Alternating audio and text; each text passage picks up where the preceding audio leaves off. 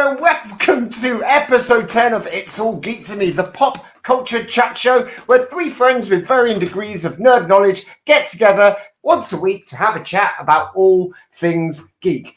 My name is Rich Gittins, and joining me, as always, each week is Mr. Chris Lumb. Hello. Hey up, Lobby, how you doing? I'm all right. How are you? Very well. This is working very efficiently. You've kind of caught me out a couple of times. It's all very sharp on the tech front tonight. I'm on a better machine to host this with. It's like the Millennium Falcon. Yeah. It's all good. It's all running smoothly so far. How you doing? How's your week been? It's been all right. Just doing bits and bats. Got a podcast out, new podcast. I'll tell you about that at the end of the show, though. When we do his plugs. Intriguing. Nice. I'm intrigued. You don't tell me how intriguing I find things, young man. Oh, well, fuck you. We're going to bring out our next buddy. Please give it up for Mr. Nathan Webb. What's up? Lummy's getting chopsy, Webby. Lummy's getting all chopsy and indignant. He's trying to tell me what I feel. Lummy. It's because I've got this machine and I'm feeling the power. It's gone to my head. What's going on with you? Hey, Webby, how you doing, love? You all right? I'm all right, mate. Yeah, I'm okay. I've had a great week. Yeah? Shaved the beard. Oh. To be honest, my kisses. D'Artagnan Webb's gone. Kisses from my missus and my little boy went down by like 75%. The little kid was scared of the prickles. He enjoyed it for a little bit, but then it was like, nah, get out of my face with your prickles. So I shaved it. It's not related, but I shaved my balls as well. Oh, fantastic. While I'm shaving stuff, I'll just shave. Nice. Right down to hey up, how you doing, Pop Dog Prof? You all right? How's it going? Nice to see you. Welcome to all of our regular and our new viewers this week. Please feel free to get involved. We're building a community here, so it's not really a show without you guys. So, well, it is. I'm just being nice, but it's not as much of a show without you guys. Sure. I'm kidding. Well, it's up to you to decide how good our show is, because this week we have a load of news. We've got some Webby recommendations because he's been a busy boy watching some telly this week, and he's found some gems. Running through some ideas of what to call it, and I thought, WWW, what's Webby watching? Oh, nice. Think about that for a little time. Webby watched. I think that's the best idea of old. That's great. That's great. In fact, we're going to have to call the whole show that. But hey, Nat, how you doing? Nice to see you again. And then we've also got a best and worst segment. And this week we will be retrospectively reviewing Solo, a Star Wars story. But first up, we've got some news. What's going on in the news this week, Webby? It's been a newsy kind of week. It's been kind of newsy. Let me just pull the right page up because I did it again. I'm on my notes. Oh yeah, crazy. This is fresh news. Brand is fresh. It's really fresh. It's just come out today, from what I know. And a freshly steaming pile of news. Just squeezed out a lovely bit of news for us. It's don't ask me why, but somebody's decided it's a great idea to make the 2005 smash hit Mr. and Mrs. Smith, starring Angelina Jolie and Brad Pitt, into a TV show with Phoebe Waller-Bridge from Fleabag and Donald Glover from Solo, a Star Wars story, and other things as well. Isn't that weird that ties in with later with them two being in the movie? And that news was literally today, wasn't it? It was. I think they did it just for us. Just to give us a bit. That was the time to capitalise on them doing this show. I mean, they could have done it on a quiet news week. We've got loads of news this week, but what the heck? We're very accommodating, aren't we? I mean, that's all the news is about. That is that they're making a show. I don't know who's directing it. I don't know what streaming platform it's meant to be on, and I don't know when it's coming out. But it could be all right. Do you know why they're doing it? Money. Of course. Yes. There's got no other ideas. There's also power.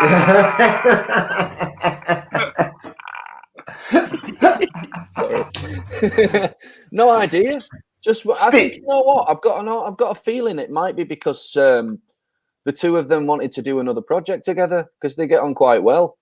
I think when she made Fleabag, I think when she made Fleabag, either season 1 or season 2, he'd done his first series of Atlanta, and somehow or another, with them having new shows out, they got to meet through that, and then got cast in the same film.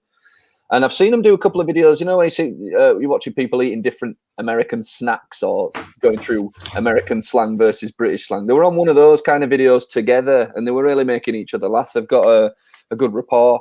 So I think it could be that. Maybe they really just fancied working together again. Or maybe Richard's actually got a reason behind that. No? Okay. No. Genuinely, I was like, why? He's got an inside scoop on it. Why He not? knows them. It's one of the only films left that they haven't turned into a show yet. Maybe that's it. Yeah. Everyone's run out of ideas, and that's the only thing they can do is rehash a film into a sitcom. Fantastic. We've also got some good news about James Gunn this week. He's not dead. Hallelujah! He's alive! Yeah, this was, occasionally we get those stories like you get a celebrity you haven't heard about for ages. I think last year they did Neil Buchanan. Neil Buchanan's dead, and everybody's like, oh no, but he wasn't dead. It's all bullshit. Well, in this case, the rumor started from another guy called James Gunn who died, who's like a 93-year-old musician or actor. I can't remember. But anyway, it was a real James Gunn that died. And it got reported that the other James Gunn, director of Guardians of the Galaxy and Suicide Squad and all that. Yeah, Suicide Squad. That it was him that had died. So he's had to do one of those I'm not dead tweets. One of them Monty Python tweets. I'm not dead.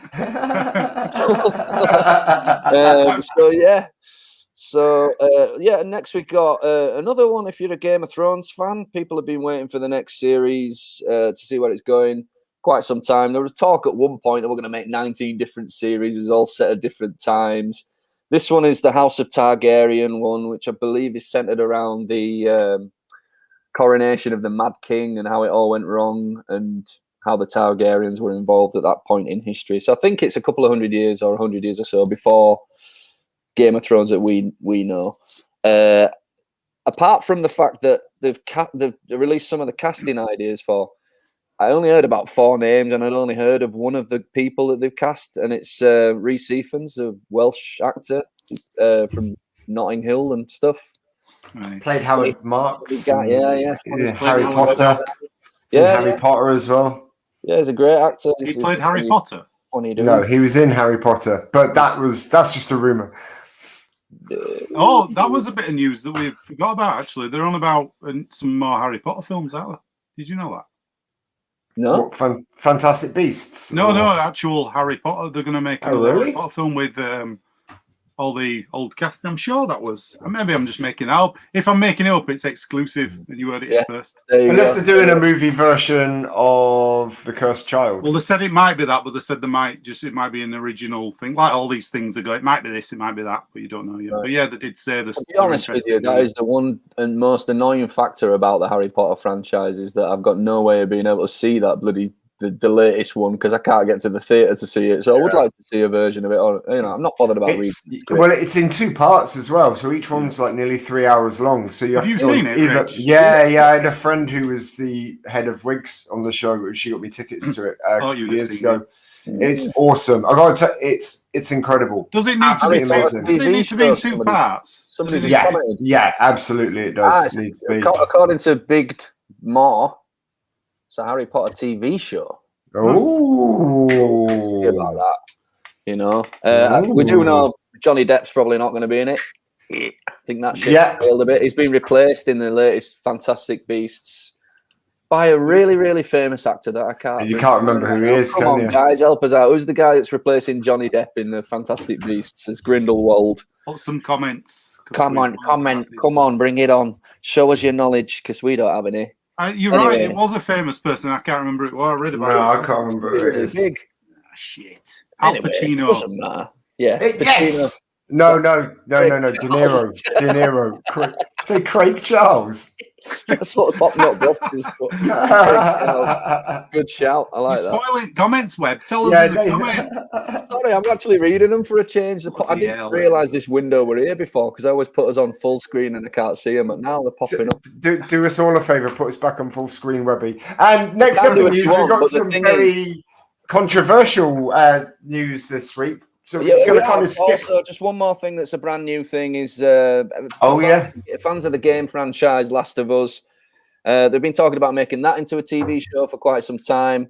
That's released its main cast this week. And the guy playing I can't remember the main character in Last of Us, but the older bloke is being played by the Mandalorian by Pedro Pascal. John Doe. Yeah. Al Pacino again. He's getting around. Oh, anyway, so Last of Us is coming. We've got Game of Thrones coming, and we've got Mr. and Mrs. Smith. Who's not excited about that? I mean, I'm nearly as excited for Mr. and Mrs. Smith as I am. That's it, somebody is. It's nice. Peter Rabbit 2. Any news on that this week, Lummy? There is more news on Peter Rabbit 2 before we go into the final news bit. Apparently now they've gone back in and they're retweaking it. Oh, good. They've got time to make it perfection. It was already going to be amazing. Now it's going to be perfection. Oh, perfect Peter Rabbit 2. When the cinemas, guys, when the cinemas open back up, let's go. Let's do it. Hang on. Go watch it. I've got some vouchers for cinema, right? I got these 2 Christmases ago. I've not used them, right? I want 2 serial numbers because you'll use them, you thieving bastards. How can we? They're all shut. Odeon, £15, and Showcase, £15. These are for Peter Rabbit. I'm going to treat us all. Brilliant. I'm there. I hope they don't have there before then, Lummy. You might have to have a word. All I'm thinking is, what the fuck did we do to you? There is some news. I'm gonna make you go see it, and then we got to review it afterwards. Oh God, we have got some news this week about Gina Carano as well. That she's put. There you go. Mads Mikkelsen. Yeah, that's it. Yes, that's pretty good actually. To be fair, because I reckon if they hadn't cast Johnny Depp, he'd have been great in it anyway. You know. Yeah. So, absolutely. It's some Mandalorian news. Some Mandalorian news. Gina Carano has got herself into a little bit of hot bother with Disney. She's some of the things that she's put up on social media. I mean, it's one of those things, isn't it? It's a bit of a touchy subject, and it's not yet come to its completion either. But she has been sacked from her role in the show and the Knights of the Republic. But and she was given a warning by the studio as well, and she carried on posting. However, there's now a rumor that she might be being rehired after the cancelled Disney Plus hashtag was trending on social media. So it's not really a subject we can cover in too much detail until I guess it's been completed. There's so much we could say, but it's our opinion, and we're not actually sure whether, we just best leave it alone. Personally speaking, I mean, whatever she's done or not done. You can't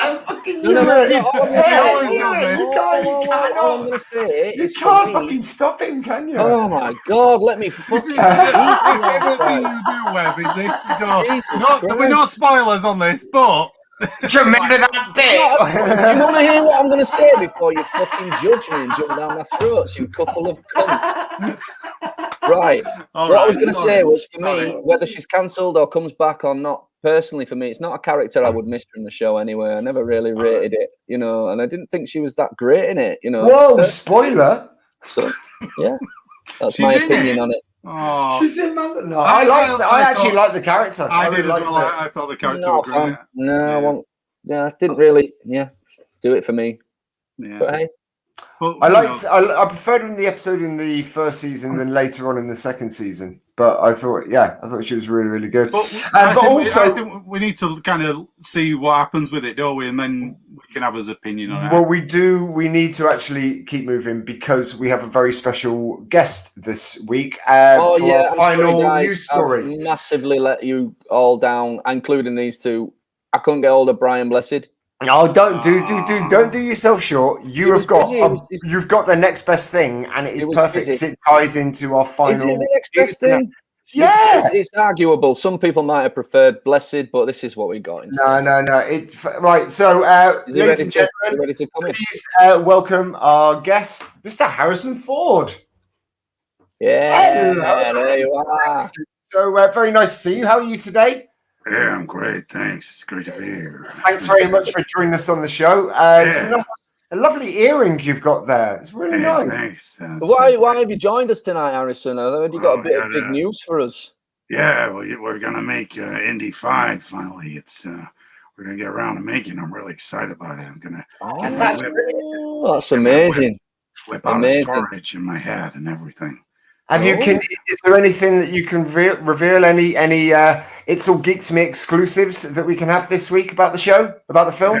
Yeah, the title is going to be Indiana Jones and the Something. So, interesting. Sounds cryptic. Any little plot details you could drop on us? Yeah, it's. I'm going to have my hat on, and I'm really looking forward to it. I'm going to try and get some Star Wars characters in there as well. Oh, really? Yeah. Cool. Yeah. Chewie. That'd be amazing. I'm going to see if we can get Chewie in. That's your exclusive. That's amazing. That's amazing. What about this trend recently for the de-aging technology, Harrison? I know that you've avoided that so far because you're still a young-looking fellow. You don't really need it. But I heard rumors that they might be trying to do a scene where you're back in the past, maybe de-age you, like Robert Downey Jr. and all that. If someone tries to do that to me, I'll fuck them up. Okay. I don't doubt it at all. So, how have you been in lockdown, man? How have you been finding lockdown? I'm assuming that not being able to fly your plane is a bit of a bummer. Yeah, it's difficult. You know, I sometimes sneak out for a little fly, but don't tell anybody. We will keep that between you, us, and our 4 viewers. But thank you so much, Mr. Ford. It's been really, really lovely to have you on. Have you finished filming the new indie film yet? We're on lockdown, you son of a bitch. Of course we haven't finished filming. What are you talking about? I'm so sorry. We haven't even started filming yet, you asshole. I'm sorry about my. Come on here and you insult me. Why don't you shove it up your ass? Sorry about my co-host. It's gone. You didn't even get to ask him a question, Lummy. Oh, thanks, guys. You took up all the time. Yeah, your hero, and you didn't. I was going to give my best to Mr. Flockhart. Lummy.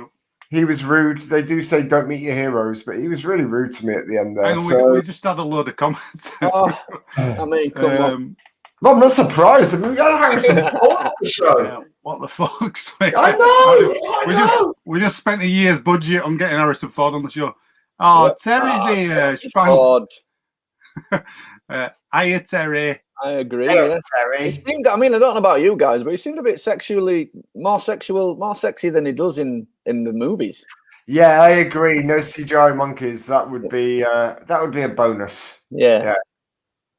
What else we got? Yeah. Thanks. Spoiler alert. I don't think. Well, if people are on here, they're not bothered about Masked Singer, are they? Well, they'd probably be watching it, wouldn't they, if they cared about it that much? Oh my god. That's a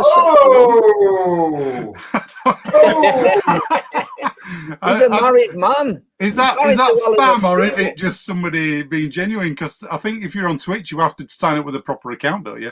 I think no, you don't. We get bots all the time. Probably totally 100% genuine. Yeah.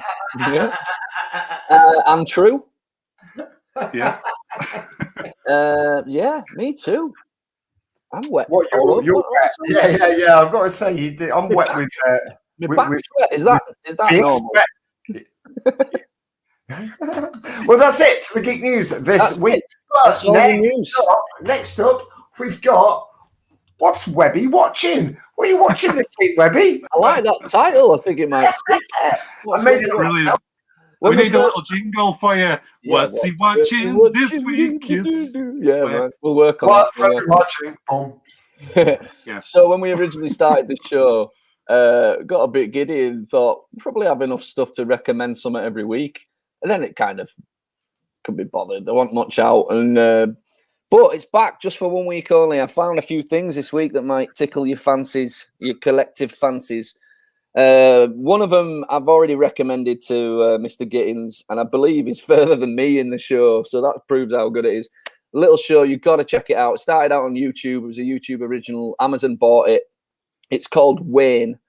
Guys, This show is the tits. I am not kidding you. It's got everything. The main cast are fantastic. The supporting cast are even better. The storyline isn't particularly original, but it doesn't need to be. It's got Tarantino. It feels like a superhero movie with no superheroes in it. I didn't mean to block you. Fantastic. Brilliant. It's Wayne in the middle. Great show. 16-year-old kid who does not give a shit. He constantly tries to he's always getting into fights he can't handle just to save the little person who's being attacked. He's like a superhero without any powers. Yeah. Meets a girl in his neighborhood. And then it just takes off. And just watched episode 1. Episode 1 is 35 minutes long, and it feels like about an hour and a half. I was telling Gittins about some of the things that happened in it, and I thought you were explaining the whole series, and I was like, "Oh, so I'll be watching it now." No, genuinely, I thought, "No, but watch me now." And you were like, "And that's just the first episode." I was like, "What?" So I went and watched it, and that wasn't all of it. It was brilliant. I skipped over every joke and little details and things. I just told you a few things to try and get you interested in. And your little tease. I'm really, really glad that you love it too, man. I can't wait for it to finish. I don't care if it's a one-off. I can't find any news about a second series that's planned, so I don't know if it's a one-shot, but I don't care. I know. I've heard they're remaking it with. Oh yeah, of course. Yeah. Nice. So, I mean, it was a fantastic little show. Also on my radar this week, I got back into American Gods, having left it after season 1. I started season 2. I just wasn't in the mood to watch it. We just had a kid. I didn't have the concentration, but I just blasted through season 2 recently. Season 3 is now current on Prime as well. I think they're up to episode 5 and 6 out tomorrow. Just a fantastic show. If you're a geek, you'll know the name Neil Gaiman. Neil Gaiman wrote the book. There's a comic of it. It's just a fantastic little show. It's a bit cerebral, clever stuff going on. But even more so than that, either Discovery yesterday. Some people are going to think I'm dumb for this, but I've never seen Teen Titans. And my son started watching the Teen Titans movie that's on Netflix yesterday. It's a brilliant cartoon, guys. It's a great movie. The cast is unbelievable in it. Like the people that pop up in it. You've got John DiMaggio, Bender from Futurama. You've got Tara Strong, who's been in pretty much every cartoon ever. Powerpuff Girls and Batman and everything. But anyway, it's just a cracking cartoon with some proper comedy in it. And it's one of those that just totally passed me by. And weirdly enough, the reason I brought it up to these guys is because I'm watching it and recognize one of the voices, just a bit character, this bad guy that's in it called Inflatable Man. And he's got a British accent. I'm thinking it sounds kind of familiar. So I went on IMDb and it's Greg Davies. So I'm like, how's Greg Davies ended up in this DC kids cartoon? It's a weird shout. There you go. Great movie. We've got comment on it. Thank you. I do appreciate you backing me up. Done it again. What do you want me to do? I'm going to acknowledge people because we keep forgetting about them. Anyway. And then the other thing is I found a movie as well this week that I really thought was worth a watch. It's a little bit of an action movie, but it's just good fun. It's made by a guy called Ben Wheatley, who, if you know your films, you might have seen some of his stuff. Free Fire, it's called. Brie Larson, Captain Marvel's in it. Cillian Murphy from Peaky Blinders, Armie Hammer from Social Network and everything, and Michael Smiley from Peep Show. And it's just an insane shootout movie. It's a shootout for 90 minutes. Not my cup of tea at all, except the way it's made is like the... thank you. That's why I'm here.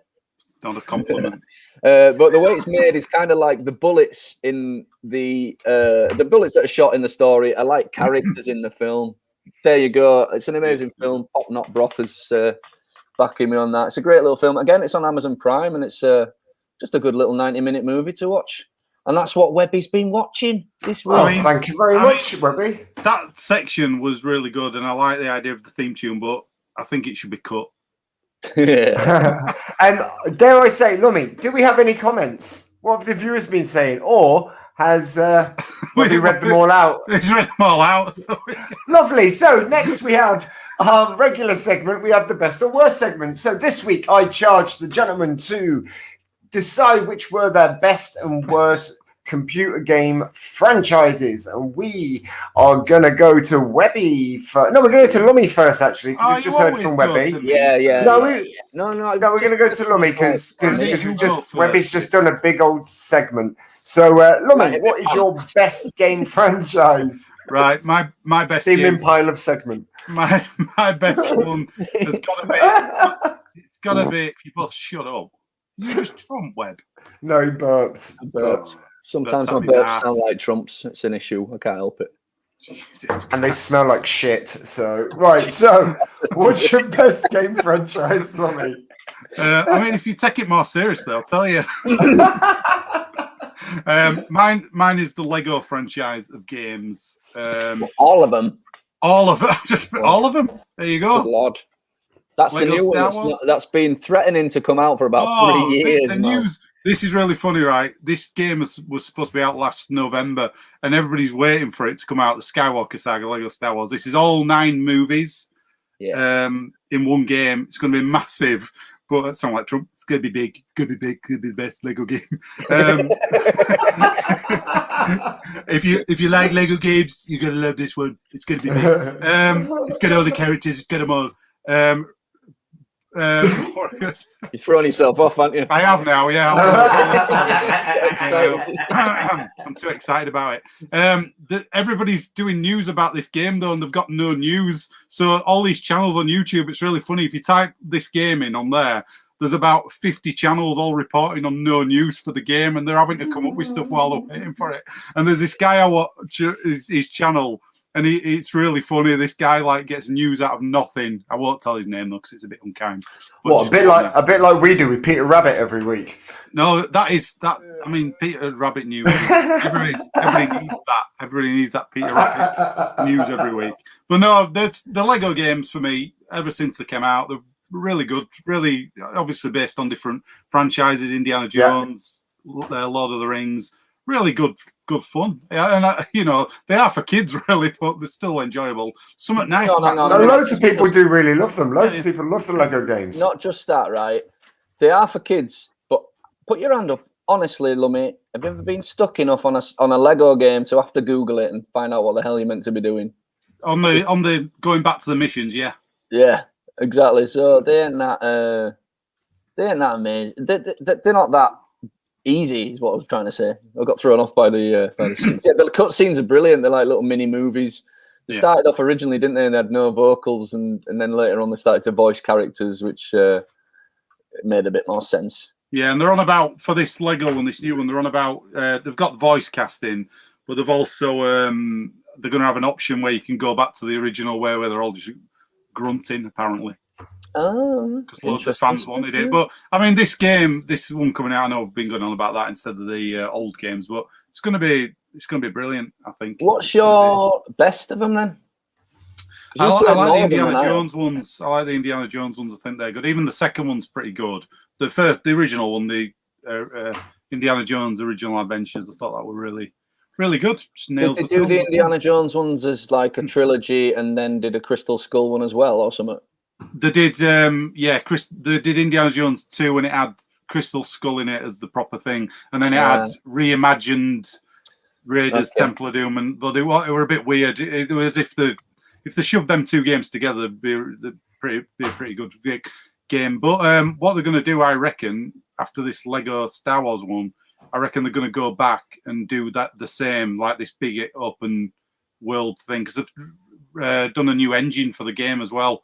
So I think the Lego games, you were always like a side view on. I think these ones are behind the action now. So they've shifted the camera point. They've built it from the ground up, the engine. So I reckon they're going to go back, and I think they'll do Harry Potter again. I think they'll do that and shove Fantastic Beasts in there with it, I reckon. You're a big fan of the Lego games as well, aren't you, Webb? You quite like. I've seen. You share played the Harry Potter one with me, haven't you? And you've seen me play a bit of that. But that was recent as well. I started playing it a couple of years ago with the missus. Just to try and get my missus. I just don't play a lot of games, but I thought maybe this will hook her. For about 10 minutes, she was like, "Actually, this is pretty good," and then she was like, "Nah, I've got stuff to do. This is shit." But I really I've played quite a few of them actually. Now that I think about it, I liked the Star Wars one. The original Star Wars they did the complete saga, didn't they, up to a point before the new films came out. And I played the Harry Potter ones, and I played the Lord of the Rings ones. Did you play the Batman one as well? Yeah, Did you play the Batman and the Marvel ones. But some of them are different. Some of them are really quick and really easy to get through. And I think it was Lummy that put me onto some of them, because I kept saying to Lummy, how come you've got so many platinum trophies on your PlayStation thing? And like, it's all Lego. So I was like, right, I'm going to get a few of these Lego games and get myself some platinums, which worked. But yeah, I mean, they're a bit hit and miss sometimes for me. Some of them are the worst one I've played that was an absolute cash-in was they did one for the Lego Movie 2. And it was literally, there were no levels. You walk around and just solve puzzles in an open area. And it was like, it was such a blatant cash-in. It was like, wow, I missed the mark with that one. But, you know. Yeah. What about your worst game franchise, Lummy? What is the worst game franchise you've ever played? All right, going for Assassin's Creed. My middle brother will go mad for me saying this because he loves these games. As all fans of sea shanties, it's become very popular. I honestly have never been able to get into these games. I've tried, and I'm just like, I can't be bothered with it. Did you play Uncharted? Yeah, love them. Yeah. Aren't they similar?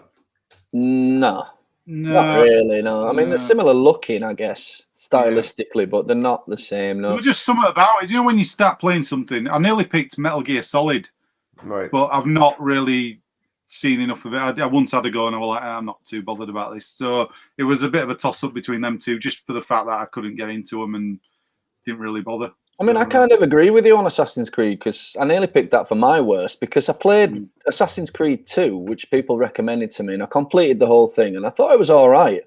And I went to play the next one, and it was exactly the same. And since then, there's been 4 more, and it kind of just lost me a bit, you know. Also, maybe some of the later ones are more interesting, where they go to Egypt and Rome and stuff. Maybe I'm sure they are, but I think sometimes if you don't start something, you think I'm so far behind. I mean, I won't even know which one to buy now if I started, because there's that many of them, and I think that put me off as well, because they bring out. I mean, this is the thing for video games in general, though, isn't it? They bring out so many versions of things, and you think, which fucking one do I buy? I don't know which one's which. Yeah. Do you want this with all the DLC? No, I want the one that I'm going to pay 50 quid for that gives me it all. No, you can't, because it's 70 quid or 80 quid. I mean, that's a different topic altogether, but price of video games are crazy sometimes. Excuse me. It's, you know. They are crazy. And the thing is, nowadays, this is the problem. We're old enough to remember that when you bought a game, you got the game, and that was it. But you got the game. Well, you've got to spend another 50 quid to get the bits of the game they couldn't be asked attaching to the game when they released it, you know. And you know fine well they had it coded into the game as well before they sent it out. You're like, it's in there, just let me unlock it. But that was one thing they started doing with the Lego games, even them though. Because I used to get the whole thing, and you were like, right, I've finished everything, I've got it all, that's great, 100% thing. Then they went, we're going to do DLC, and and you think, don't do that with these games, you don't need to. Just a bit of a cash grab. DLC, did you finish it with the golden belt that you get with the DLC on? Did you wear your golden belt? No, what? I just finished it. Yeah, that's what I like. I like it when you complete a game and it's done. But again, I think this new one they're doing, they're not having any DLC. You get everything in it. I think they've got a couple of little character packs, so it's not levels, because that's what gets me when there's actually levels where they go, the DLC is a level. I'm not so bothered when it's like a cosmetic thing where you go, he's got a different cape or something. And also, it depends on the game. I have to say, some of the DLC for things like Fallout and GTA is brilliant. It actually not just adds to the game, but also fixes the game as they go along. Because it's another thing that we have to get used to for our generation is they release games that aren't fucking finished. All the time. They're so complex that there's bugs that they can't foresee. Perfect example of that. It wasn't fit for purpose. Fallout 76, very much so. I didn't buy it when it came out. I had to wait 2 years till I read reviews that said this game is actually playable now because they fixed it. But I'm very much a stickler. They should release it and know that it's finished rather than just go, that'll do. These people will buy it anyway. Yeah, I mean, because in any other industry, if you bought something and it was faulty or you couldn't finish it or it didn't work properly, then you'd get a refund. Yeah. But for some reason, computer games seem to be the exception to that rule, and it just doesn't make sense to me at all. I've got to say, I nearly picked the other one that Webb were going to pick first of all tonight. But you can talk about that when you get there anyway. Well, let's go over to Webby then. Webby, what's your favourite games franchise? My favourite games franchise, hand on heart, honestly, I thought it was something else, but I was reminded that it's not. I completely forgot. It's been a long time since I played it. My favourite is Legend of Zelda. Always has been, always will be. Never played that one. You have to put the one picture up of the one I've played. That's why I did it. I thought it was. For me, it started with Ocarina of Time on the N64. N64. And that is still, for me, compared to even most modern games, it's still unbeatable as a game. The soundtrack's beautiful. It's challenging. It's difficult. It's beautiful. It's, you know, and and they always outdo themselves with the next game. You might have to wait sometimes 10 years for a game, but when they finally release it, it's worth it. And the thing I like about it is I'm not very much, I'm not really an RPG player. I'm not really a puzzle game person. I'm much more of a, like, let's just get on and go for it, you know. But for me, for some reason, I understand Zelda games in a way that I feel like gamers understand World of Warcraft and those big, you know what I mean? For me, it's just something I've always understood and I've always been able to do, even when it comes to the hard puzzles and stuff. I've always had a bit of an affinity with Zelda. Just love it. Absolutely love it. Breath of the Wild on the Nintendo Switch is one of the most astounding games ever. It's huge, you know. So I really like it. I like it's a challenge, you know. Did you play the one on the GameCube that came out that I had, and it were like different style of graphics, you know, like Wind Waker. Yeah, dude. Yeah. It's amazing. It's an amazing game. Yeah, I mean, it's way beyond its time. Like, it's massive. I still don't even know how they fit it. And just them tiny little discs on the GameCube, wasn't it? And I'm just like, how do you do this? You know, but I've never actually stopped to figure out how they do it or ask somebody that knows how they, you know, just. I like it. It's magic to me, you know. Put a disc in it, it's like, take me away. No, Zelda does it, and the music, man. I love the attention to detail they put into the soundtracks for those games. Ocarina of Time is particularly noteworthy because you've got to play an ocarina. You got to learn these songs as you go through, and every song is beautiful, beautifully done. It was good. They did the sequel though that I didn't think were as good. What were the? There were Majora's Mask. Yeah, I had to go on that, and I don't think it were as good. It was good. I mean, was there something about it being timed or something? You had to do something to do with traveling through time. I can't remember. Majora's Mask one. It wasn't one that I could get into in the same way as Ocarina of Time. It should be. It should be exactly the same. Probably got a few people on here that I'm probably going to say I'm playing it wrong or something. I can't even remember it that much, but for the main core of the Zelda games, right back to the bird's eye view ones on the NES, man, I've always loved them. I think Majora's Mask is the biggest sort of omission from that list. You know, there was something a bit wrong with it, but I know it's got a fan base. People love it. But yeah, and the other game you were going to pick before that. The other game you were going to pick. The one I was going to pick was the Batman trilogy, the Arkham trilogy, because I mean, for me, it's just a fantastic bunch of games. But the reason I took it out is because it's got a few weaknesses, especially in the later games. I didn't think Arkham Knight was as playable centered mostly around driving a Batmobile around that nobody could drive. You really had to put some time into learning how to drive this thing. That's what stopped me. That's what stopped me carrying on with that game. Actually, was the Batmobile did you finish it? I really the Batmobile. No, I didn't. The Batmobile element ruined it for me. Of course, I couldn't get on with it at all. But that's what I did. I got to that stumbling block with the Batmobile, and then I thought, no, I'm going to learn how to drive this thing, and I did. And once I got the mechanics of it, it was really good. I did enjoy it, but it was a bit heavy on the Batmobile use. But they wanted to make a big deal about that was the first time they'd managed to get a plausible Batmobile in it. You know, I understand that, but for me, it was they kind of tried to GTA it a bit and make it a bit more drivey and shooty. But the story's great. The arc of the Joker and what happens to him throughout the trilogy is just great. But yeah, that was going to be my other favorite, my first choice. But so what was your worst game franchise then? My worst game franchise is and always pretty much has been Sonic the Hedgehog. I think it's because when I was a kid and Sonic came out, I was a Mario guy, I was a Nintendo guy, and it was a bit like Coke and Pepsi, we didn't get on. We used to have fights and stuff, kids. You got a Master System, I've got an NES, and you have a big fight about it. like Warriors, that movie. But anyway, no, for me, it's just that I don't give a shit about some blue hedgehog in red sneakers running really fast and collecting rings. It's the same principle as Mario, so I'm being a bit unfair. But for me, just Mario is a stronger. If I had to choose between the two, I would always go with Mario. It's a stronger franchise, a little bit more difficult, and a little bit more interesting. I get what you're saying. For me, Sonic, I think the first games were good, but then I lost a bit of interest. You know. Yeah, I agree. Exactly right. I agree. Sonic #1, I can still remember playing. I remember the theme tunes. That's probably the one I played the most. Well, we completed it about 6 years ago. We played it. Came out on the PlayStation. We only completed it because they'd released that ability where you were allowed to save your progress and go back. Yeah. So we turning people on no love for Sonic. Dear. It's all right. I mean, I didn't know this. I didn't know tonight we're going to be so controversial. We've had a lot of controversy. Tonight, and somebody's hit us right where it hurts with that Masked Singer stuff. Oh my God, how am I going to get over that? Doyle. Anyway, I should read the comments before I put them up though, because somebody's probably got that spoiled for him who had it on catch up. Possibly, yeah, but for a show that doesn't like to give spoilers away, you've probably just probably should. So Sonic. So it's not a big fan. Not really, no. But I don't want to make a big deal out. I'm not trying to step on anybody's toes or hurt anybody's feelings. Just the way, just never really did it for me as a character. Whereas Mario, I can buy into that.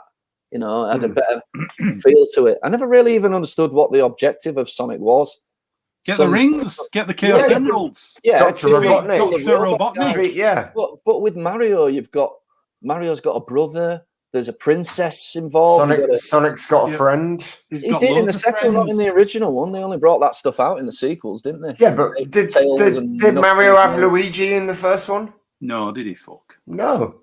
I don't know. It was just Mario in the first one. It was just the princess getting captured all the time. Mario's first game was that princess. Donkey Kong, wasn't it? Yeah. Mario was you were Mario in Donkey Kong. Yeah. If you remember.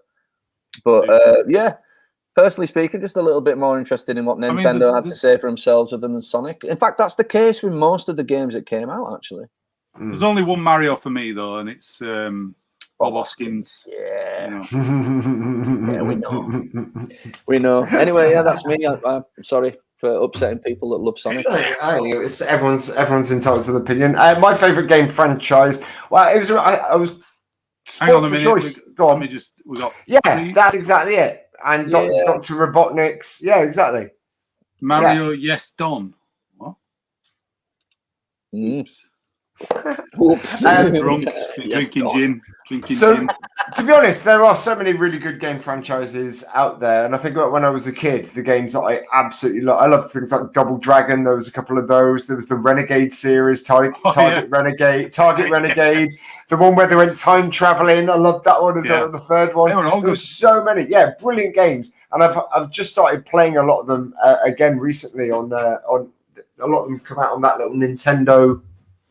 With like hundreds of games on it, the little portable Nintendo thing that you can get. You mean a Spanish Nintendo cartridge that has 60 games on? Do you remember No, it wasn't one of those. No, I do know exactly what you mean. Yeah, I know exactly what you mean. But I decided to kind of look at games that are a little bit more modern, games that I've literally spent hundreds and hundreds of hours on.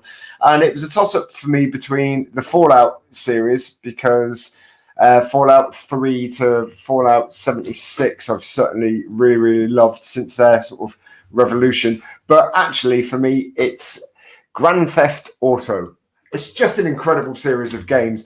I didn't play the first two, but I came in GTA 3 with Tommy Vercetti, and then swiftly went to Vice City, which was incredible. The soundtrack was amazing, all set in the 80s. It was just brilliant. The humor in the show is fantastic. The postmodernism in it, the way that they kind of cross mediums. And then obviously, going into GTA 4, 5, it's amazing. Really, really brilliant series of games. The online feature is brilliant in GTA. We've certainly spent hundreds of hours messing doing all around the various in heists. I've got GTA 5, and I've only been on the online once because I went on and somebody beat me in a car. Everybody does. Yeah, exactly. Same here. The first time I ever went on it, I started off on like a tutorial mission with another newbie, and we had to go to get some clothes from a shop and then go and hold up like a garage. And on the way to get clothes from the shop, and on the way to the garage, the person punched me to death. And I was just like, fuck this, I'm not playing this. But then like a group of us, like me, Webby, and his brother, and Rich, the brother-in-law. Yeah, we went and found them and we kicked the shit. No, we started playing online together, and we just really got into it. And it's amazing. And the amazing channels that have come out on YouTube that are devoted to GTA as well. There's one called Fail Race, I think it is. And it's basically this guy, he's got an open map with all of his mates. And the idea is he gets a 2-minute head start from all of his mates, and then they have to drive around and find him. None of them have got the little map icon on, and he's just there driving, trying to look like an NPC, and they're going around checking all these cars, and they have to catch him within 24 hours and kill him. And it's absolutely brilliant. It's really good to watch. It's brilliant. It's just such a versatile game. I do believe if they built in the feature into the online of both GTA and things like Red Dead, where you spawn into the online map and you get killed straight away by somebody who spots you coming a mile off, and you're just walking around with your dick in your hand like, oh, I don't know what to do. I think if they just gave you a little bit of time, like an hour just to get your bearings, it'd be a different story, and I wouldn't have waited 4 or 5 years to go online again with it, because the same thing happened to me. I got annihilated straight away, and then I thought, well, listen, for me, well, that's what happened with Call of Duty as well. Battlefront, Battlefront 2, you went on it and people were level 100 and just kicked shit out of you, and you went, well, I'm never playing that again. And that's why they had all this controversy. That's why I didn't like it. It's true, isn't it? Game Boy cartridges with 60 games on. Yeah. But did you think Vice City storylines? Go on. Do you think Vice City was better than number 4? Because I did. Vice City was my favourite out of all of them. Vice City, then 4, wasn't there? Then 5. Well, it was Vice City, San Andreas. Then there was the Nico Bilic one, which was 4, and then there was 5. But then there was also a couple released in between. So there was Liberty City Stories and Vice City Stories as well. They were like DLCs, weren't they? And they weren't available but they were available on every platform. But they were also only 20 quid to buy the game, and you still had like 40 hours of gameplay. San Andreas were really good, but I think number 4 for me, there were no variety on the. I seem to remember the map just being all the same on the 4th one. There wasn't much. Whereas San Andreas, you could go all over the place. I know what you mean, but when I think about it, your brain remembers these games differently, because I remember San Andreas as being amazing, and it probably is. But when I've seen footage of it, it looks so old and outdated. Oh, well, it will. I think with Grand Theft Auto 4, it was the first time they sort of they got it to a place where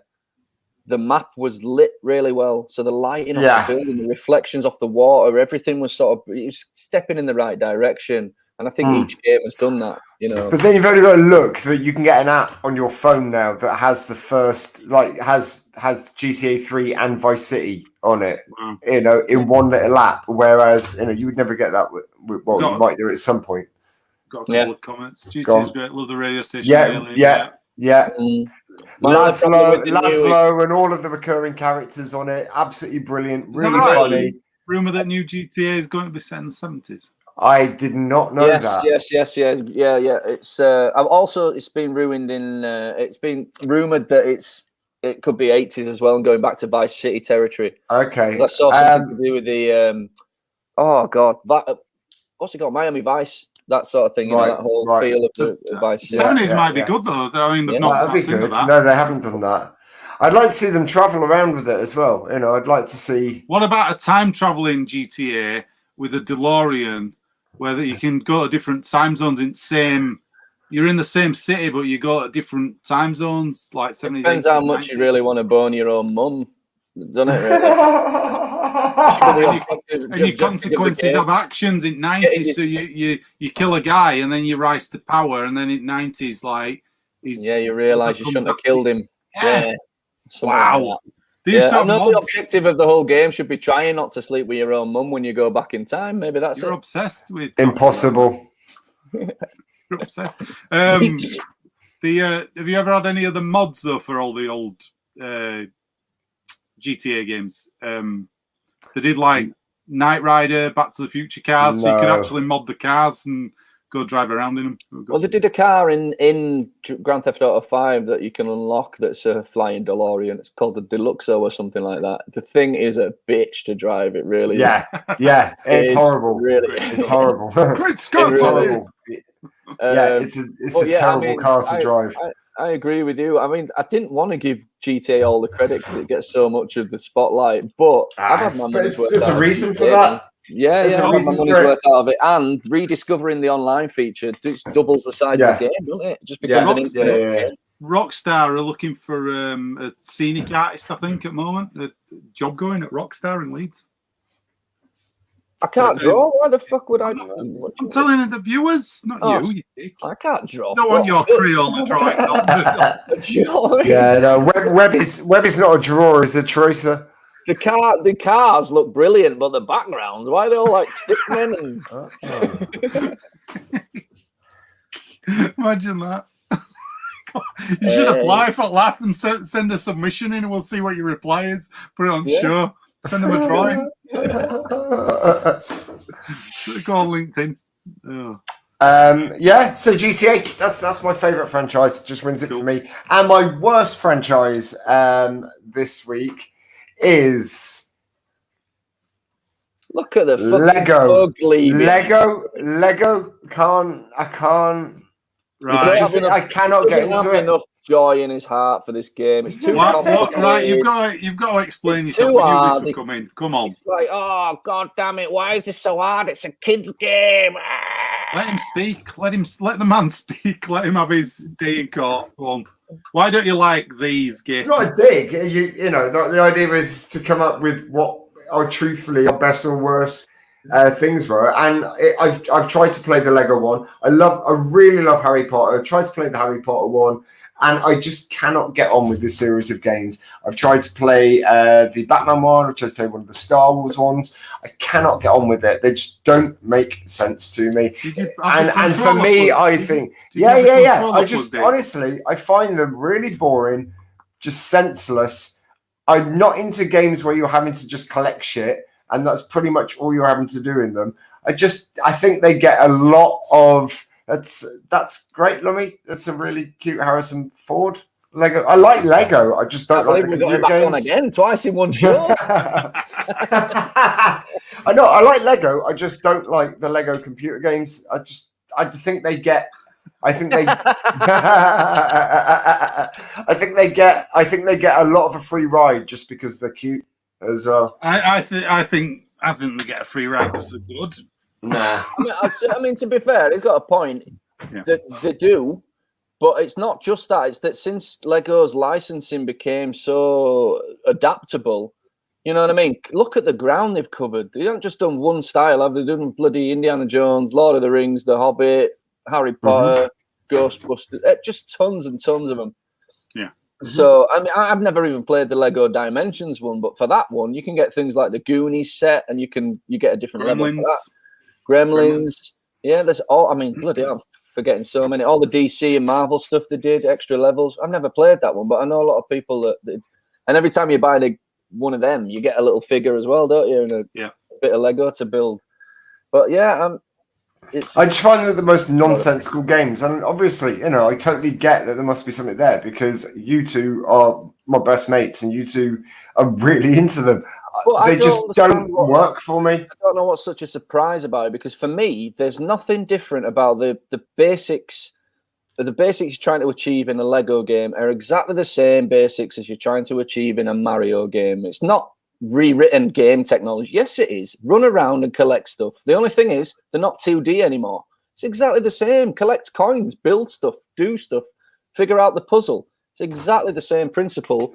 No, that wasn't with Mario. You were trying to get from one end. No, with Mario, you had to get from one end to the other. That was it. And Mario, there were obstacles in the way. Yeah, it was. And there were obstacles in the way. And if you wanted to collect mushrooms or if you wanted to collect coins or whatever, then you could do that, right? But you weren't going around having to build things. You weren't having to go around having to smash things to collect this, to then be able to go and activate. It just doesn't interest me. Those sorts of games do not interest me at all. And okay, but what I'm saying is, in my mind, that's like 70% of games. That's what most games. But I stopped playing games like that. The only games I dip into now that are a bit more arcadey might be something like the Lego games. But fundamentally, what do you do on GTA then? Because that's all mission based. That's all going around collecting this. Go get this. Yeah, but that's different because that's very much more story based. It's a completely different setup. Come on, it's a completely different setup. You're shooting things. You're driving cars. You've got a lot more free reign. All that happens in Lego games. All that happens. No, but it's a complete different thing. No, it's a completely different thing because when you're being told a story, with a linear narrative and information's been revealed to you, it's a lot more obvious or a lot more enjoyable or achievable. Whereas I just find Lego games just really frustrating. They just do not make sense to me. And it all looks the same to me as well. So I can never really tell whether it's something I got to smash or whether it's. I think there's a massive distinction here, right? The reason for me that Grand Theft Auto and Lego are so different, even though they might have some similarities fundamentally, is that one of them's meant to be just about pure fun, and is suitable for kids. The other one, you can machine gun a prostitute you pick up in your cat. It's a totally different kettle of fish. Do you know what I mean? So if your objective, can we just qualify that I don't like GTA just because you can machine gun prostitutes? You told us that's what you liked. Shut up, you're an idiot. What are you going to do when they bring Lego GTA out? I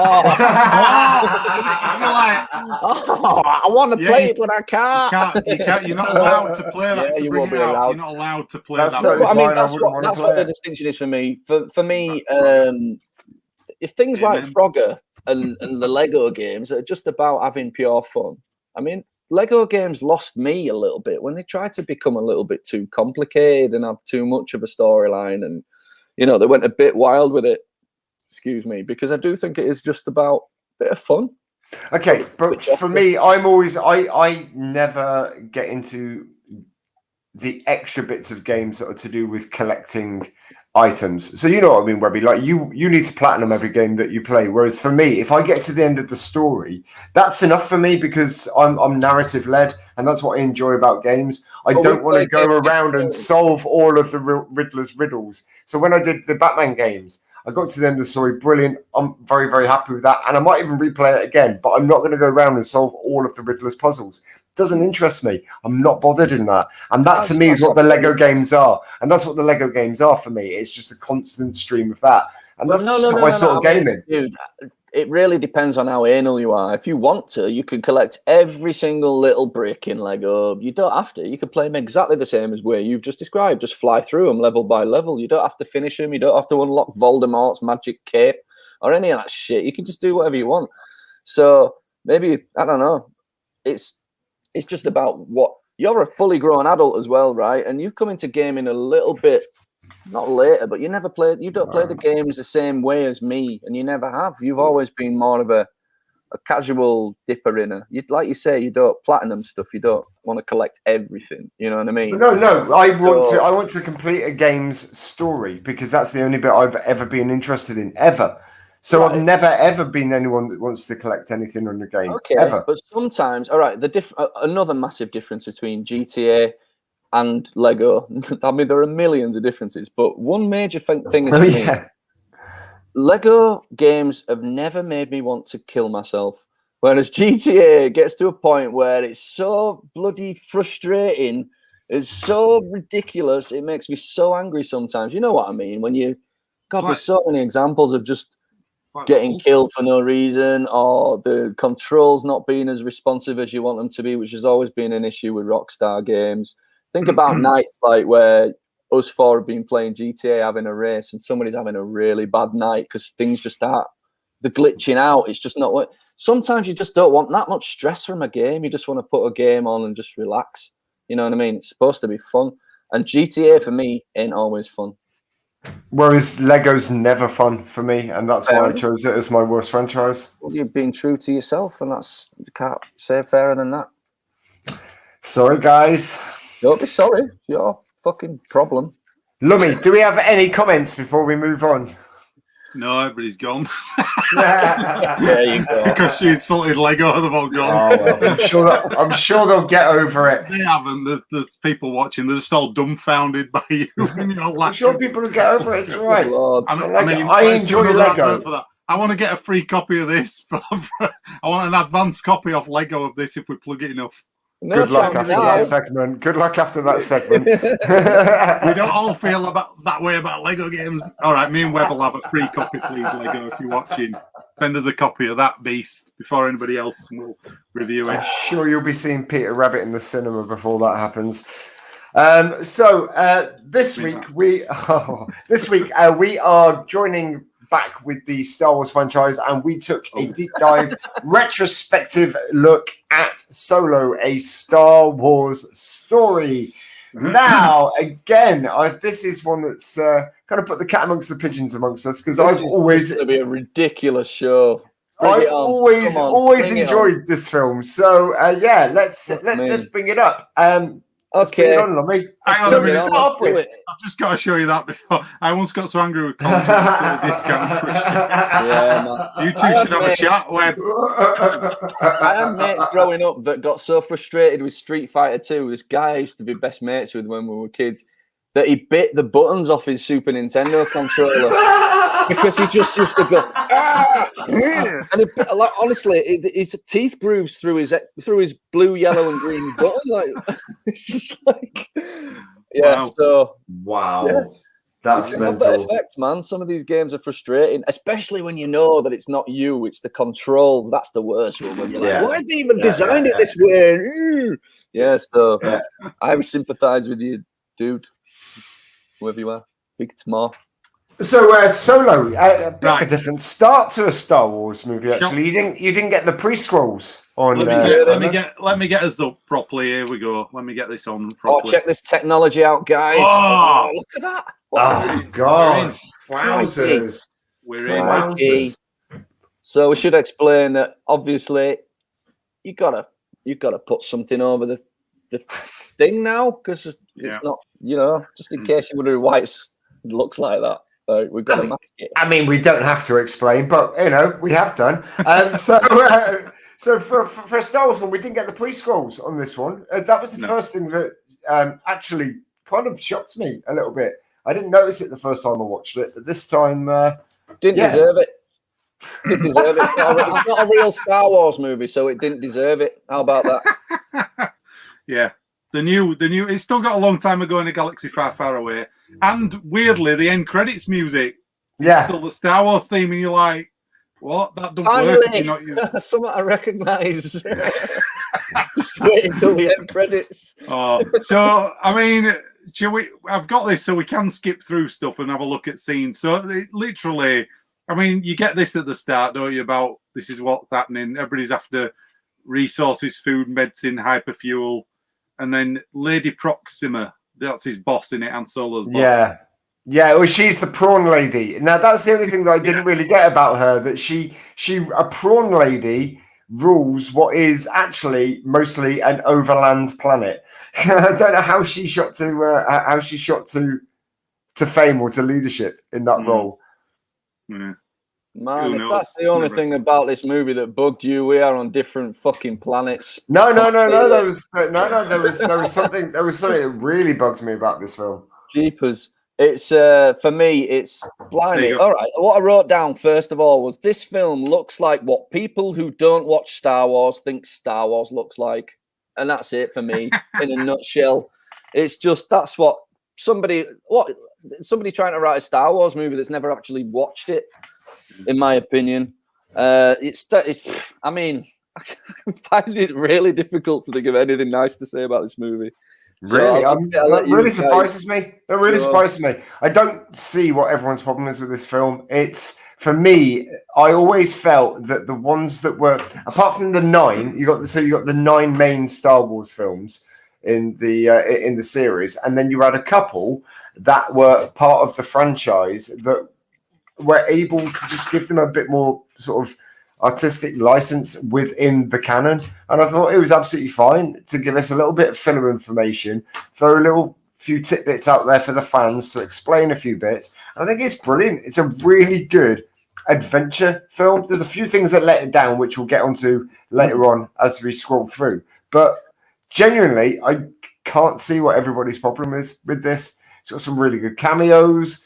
It furthers the story. It gives us more detail on things that happened in between the major films.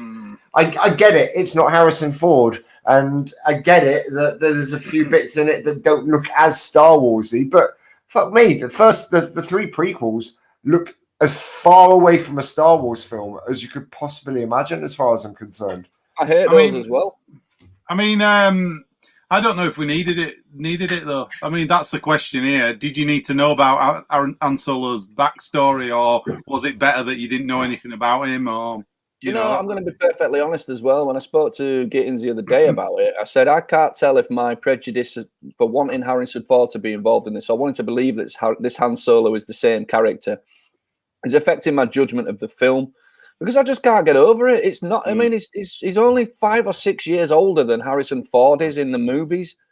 So, I mean, that's the first thing I've got to do is suspend my belief completely, and it just doesn't. What do you mean? Sorry, what do you mean?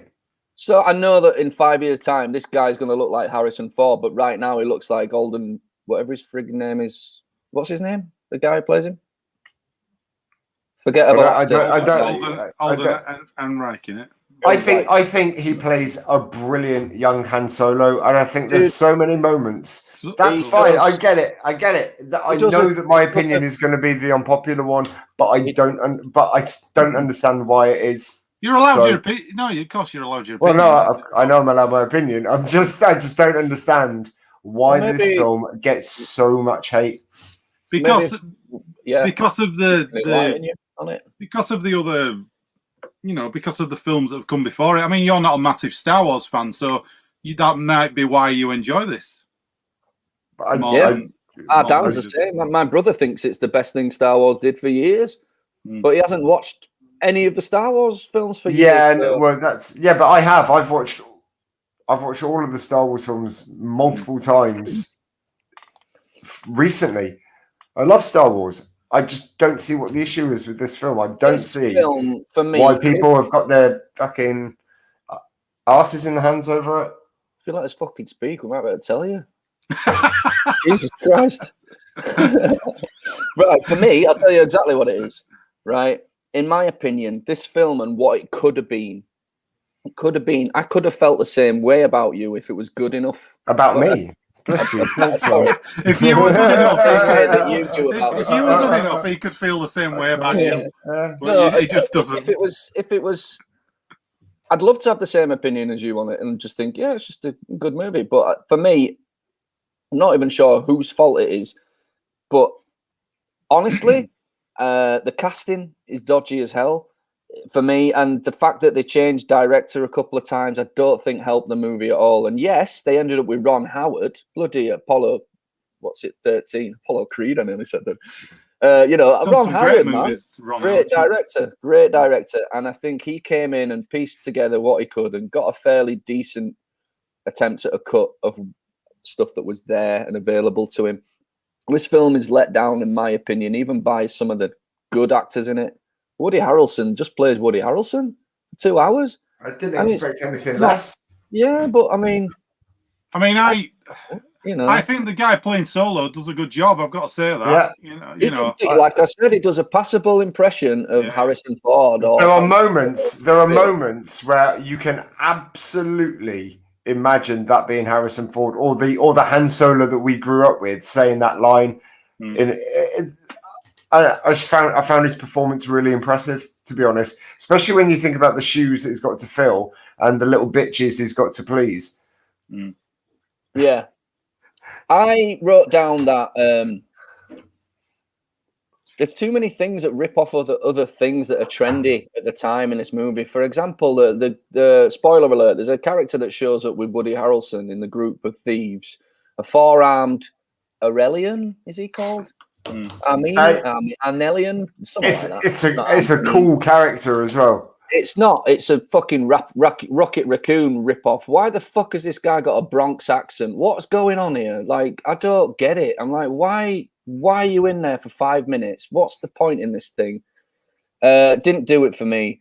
But why have some of them got English accents? Why have some of them got American accents? You know, there are different accents in Star Wars. I mean, sometimes. Do you know what? I one of the big things of this is I feel like it was a made-for-TV film. It doesn't feel like a big blockbuster movie that came out of the cinema to me. Even when I watched it at the cinema, like this could have come out on. This would probably have done better on Disney Plus. This as a series. Yeah, I think you're right. I think you might have even been able to enjoy it a bit more. Yeah. But this also, you got to remember, for me, this came out right in the middle where they started rushing out a load of Star Wars films that weren't quite right.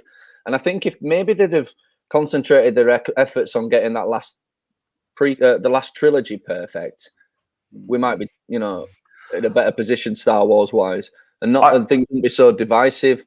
And Rogue One and Solo, they sort of got squeezed in between everything else. This you can just totally tell with this one. Rogue One gets away with it a little bit more for me. Rogue One's an excellent film. We'll come to that. We'll come to it as well. But the thing is about this film was doomed to fail before it started because everybody decided it was going to be shit. But you certainly told me, Nathan, when it was coming out, you were telling me that you were not looking forward to seeing this film. Yeah, but the thing is, dude, it isn't just some character. It's fucking Han Solo. And the kid does a really good job of playing that character. He fucking does. Lummy's just said himself he thinks he does a good job at it. He does a passable impression, and he's got some mighty big shoes to fucking fill, and it doesn't sit right with me personally. You can comb your hair as much as you want to try and get him to look a bit like Harrison Ford, but it ain't Harrison Ford. His face, his profile looks very much like one of the things I remarked actually. His profile is exactly like Harrison Ford's if you de-aged him. His nose and everything, he looks very much like him. I'm trying to kind of agree with you. He does a passable impression. He isn't the fault of this movie. Isn't on him. It's not just him that's the problem. The problem is other things surrounding this. There are issues with this film, don't get me wrong, but I think the basics of this film are excellent. I think really good. It's got a feel-good adventure movie. It brought me along with the ride. You really felt for the character. There were some really fun characters in it as well, but there were some massive things that let this down. And again, we'll get onto that later on. Right, before we jump too far ahead. So we got a picture there of I can't remember her fucking name in the film. What's her name? Kira with a Q. Yeah. Kira, yeah. She's terrible, man. She sticks out like a sore thumb. I don't think her acting's up to scratch. What I did notice watching it back again, I've only seen it once before, I think. Me too. This is the second time I've seen it as well. So watching it back, I never noticed at the start, there's so much exposition dialogue in it. It's jarring. There's so much to going, this is what's happening. We've got to do this because of this. We've got to do that. Blah, blah, blah. Now, they're just explaining the plot, and you're like, that doesn't work. And her at the start, I think she got better as she went, but it feels like they were either rushed or something. But she just it don't come off convincing at all. The start bit. I'm not a fan of Amelia. I'm not a big fan of Amelia Clarke. So I wasn't a fan of her. I'm not blaming her. I think what they've been given to work with is the problem. I think they've been given this dialogue. They go, you've got to say all that, get this exposition in about why you're on this planet and why you're doing all this stuff, and let us know what the state of the galaxy is basically, because we haven't got the preamble that usually explains that. And that's why you have that preamble in the Star Wars films, because it lets you know where the galaxy's at. If they'd have had one of these, it might have helped it out a bit at the start. I know I did. One thing I was going to say about the preamble that they did have on this is that it kind of tells you more about Han Solo's thoughts and what he wants, as opposed to necessarily what's happening, which I do find surprising because you don't really know. He doesn't really know what he wants. It's so weird because they go on about him being an excellent pilot and things like that, and then you don't actually fly a ship for fucking. You don't see it, and they cut a scene out. I don't know if you guys know this. They cut a scene of him flying a TIE fighter out, and he gets discharged from the thing. Yeah, it's on the deleted scenes. You're like, why didn't you leave this in? That would have made more sense. And the other thing is, right? He talks about it. as far as I know, is it common knowledge that Han Solo used to work for the Imperials? I've never heard that in any of the other movies. Yeah. Why are they just sticking that in? You think they'd fucking mention it? That was in the old. They did say that in the old, canon and all that stuff. They did. It's not in the films, obviously, but they used to say that he did. So that's from when they used to. Well, it might have come up when Han Solo in Force Awakens meets Finn, and Finn goes, "Yeah, I used to be a." And he'd be like, "Oh yeah, me too, kid. We got some common ground." Really, I talk about it. I don't know. I just would have thought it was something that were more common knowledge than we're led to believe in this film. Well, maybe that's the fault with when Han Solo met Finn then, and not necessarily with this film. Anyway, let's keep going. So he does a trick and he stops with the car there, and you think, that was funny. Again, that's probably in some other film. They've got. I mean, there's some good ideas in this. Oh, there we go. Comment in the books. There you go. Yeah. So yeah, it must get referred to in the books. I think there were an old Star Wars. There were an old Star Wars journal thing as well, where they said that he used to work for Imperials and he freed Chewie and all that. I think it also gives a really good impression of how sort of like Third Reichy the Empire are, and this scene really does sum that up really well. It's like something you'd get from I'm not going to say a film like Schindler's List, but you get the idea that it's that. Like I said, I'm not going to say a film like that, but it is. I said I'm not gonna, but it is. But you know what I mean. It's kind of got that quite oppressive rule where you got very split society, and yeah, it's cool. I mean, this is the first. I mean, I like this kind of stuff. You see a bit of it with Mandalorian, when it shows you the inner workings of the Empire and things like that. I like all this stuff. So all this stuff in here were fine, I thought, and I actually like the fact that they've got the Imperial March playing in the. That's the actual Empire's theme in the film. There's a version of that playing in the. I don't know if you picked up on that when he's going to recruiting bit. I saw the video in the background, like the propaganda video showing the TIE fighters in the Death Star. And so they've got a slightly different version, of like a band march version of the Imperial March playing, which I thought were quite interesting. Well, if a film being good, depending on things like this, then it'd be a great film. But it don't. For me, I need a little bit more, and. This doesn't have it. Yeah, I mean, like I say, though, going back to that TV comment, you could watch this on Disney Plus, you'd be fine. Do you know what I mean? It's not different. I didn't go to the cinema to see this. Right. I saw it, but that's how I enjoy watching most films anyway. So I can't remember if I did. I think I might have done. Yeah, I definitely did. So they end up getting split up, don't they? She gets caught. Yeah. He gets. He managed to make it through to the other side of this barrier by giving the guard the fuel sort of cell that they managed to steal, and he ends up enrolling with the Empire, wanting to be a pilot. Right, there we go. Is it the line that the recruitment officer says? It's when it gives him his name. Yeah. Yeah, it fucking sucks, guys. Come on, Gittins. Didn't bother me at all. Did not bother me. You must have been in a fucking brilliant mood because everything didn't else bother me at all. The one thing in the world that gets through your net, man. This is like it's not. What? But, Yeah. I mean, this is one of them things that didn't need to be in it. You could have just had him called Han Solo, and then they do something like this, and it changes the entire other films. It changes the whole. This is the trouble with these things. How has it changed through the films? Well, because you think his name, Han Solo, was given to him by an Imperial officer. Right. So you think that's his name, but it's not his name. But he doesn't have a surname. He doesn't have a people. So how does it change the other films? He doesn't. No, he doesn't. He doesn't. He says here. In this movie, which is bullshit, they just make up a story about his name, and then that's the canon of it. It's stupid, Rich. Hang on, because he's got people. He mentions his dad later on. Yeah, it's none. But he doesn't. But does he know? What did he say about his dad later? He's on the Falcon with Lando later, and he talks to him about his father used to work building Millennium Falcons. He actually says that in the film. So this film can't even go by its own logic. It can't, why would he know his dad and not have a last name?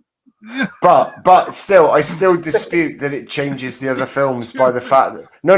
I still dispute the fact that it changes the other films. How does it change the other films? All right then. All right. Here's something that changes the other films for you then. Forget about this one. What about putting the droid's head inside the Millennium Falcon? That changes the that changes everything about the original films for everybody. Wait a minute. What do you mean? What do you Sorry, mean? I'm where they download her. L3. Yeah. Right now, but now we're talking about the one issue I had. All right, we'll get to that. Issue I had. That whole thing is the one thing that I had a huge issue with. Everybody grew up watching Han Solo, going, "He's cool, Han Solo, what a name!" Then you find out it was just given to him by an Imperial. His name Han Fries. All right, okay, but in The Last Crusade, you find out that Indiana Jones was named after the dog. I mean, what is the difference? That was. Well, no. Seriously, what is the difference? What's the there's difference? a massive Indiana Jones, really cool, really tough guy, named after the dog. There isn't a difference at all. If you need us to tell us what they're doing, there is no difference here at all. Hang on a minute, we're getting heated here, but listen to me. He's talking crazy talk, Lummy. Stop it. I'm going to stop talking about Indiana Jones, right? Indiana Jones is not called Indiana at all, and he wasn't named after the dog. He's called Henry. Hang on, yeah, I know. Were you telling me something I already know? No, he's called Henry Jones Jr., and he took the name Indiana off the dog for himself. Mm-hmm. Now, if he'd have walked up to this Imperial officer here and gone, "I want to be called Han Solo," you go, "All right, fair enough." But because the Imperial officer has given him that name, that changes it all. I don't know if it does. Why does it change? Like 50 years. Like, why does he keep a name the Imperials give him? Why does he do that? To be honest, because at the time he wanted to fly with the Empire. I mean, I took it at the time. I just had a laugh because I just remembered in episode 9, Rey decides to call herself Rey Skywalker. She might as well have called herself Rey Solo because it would go in name. Whatever, yeah. Rey whatever, that'd be a better name. My name's Han whatever. What were you saying then? The fact that, he was wanting to go and fly with them anyway to get out of there, and he was wanting to be a pilot. The fact that he didn't have a good time while he was there, exactly the same as Finn. But I just don't see any issue with the fact I think the issue with that is spending 3 years in the army and realizing that once you've signed up for the army, you're on the side of the bad guys, and you didn't realize it when you joined it, and then he's stuck there for 3 years and has to escape them. Like, I'd call myself Han free. Well, I think we join him as he's realizing how shit it is. I think that's when we join him 3 years later, when he realizes how fucked up everything is, and this is stuff that he doesn't want to do. The position he's in at the minute, right there where we see him joining up for the Empire, which aren't even really the Empire at the time, are they? They're sort of becoming the Empire. Like, yeah, he very much did. It is desperation to get off this shithole planet. He can't afford to feed himself. Got nothing. So and it's his only route to be a pilot. I mean, he's probably standing there looking at that guy, thinking, "This guy's dressed a bit evil. Maybe I'm making a bad." Never mind. Han Solo. I mean, that is the Robert Webb, David Mitchell thing, isn't it? Where the Nazis and so they go. It's cool. We the bad guys. You're the good guys. Yeah, it's. Yeah. So that's again. This is a decision they made regarding this movie, because prior to this, we didn't know that Han Solo was in the Empire. You know what I mean? So. It's all bullshit. It's made up. If you just scratch this movie away, it doesn't affect the next. They used to. I mean, in the books. It was in some old books that it worked for Imperials, so they have had the idea for a while. They certainly haven't had the idea of the Imperials naming him. I don't get why you're hung up on that. Talk about like the ambiguity of like the fact that Han Solo isn't a good guy when he's. When a New Hope starts, he's been working for the bad guys for years. He works for Jabba the fucking Hutt, for God's sake. Yeah. So he's a bounty. He's a what is it? A mercenary, isn't he? And smuggler. Yeah. So he's in with the bad guys as soon as he leaves. The smuggling stuff away from the Imperials, are out there? So they're not all bad. They're not working for the Imperials. Jabba the Hutt, dude. That's still a bad guy. Dude, Jabba the Hutt's a bad guy. How bad is he? Come on. Oh, come on. How bad? How bad is he? He's a real bad guy. He's a real bad Hutt. You know, he's got a pet monster. Anyway, so we join him 3 years later. We find out that he has done some flying, but he got kicked out of for kind of being a bit of a maverick. And do you know why they cut the scene out? Because they wanted to have a joke here. We'll have you flying in no time, and then they cut to him flying through air. That's why they cut a really important scene out, so they could stick a joke in. Okay, that's it.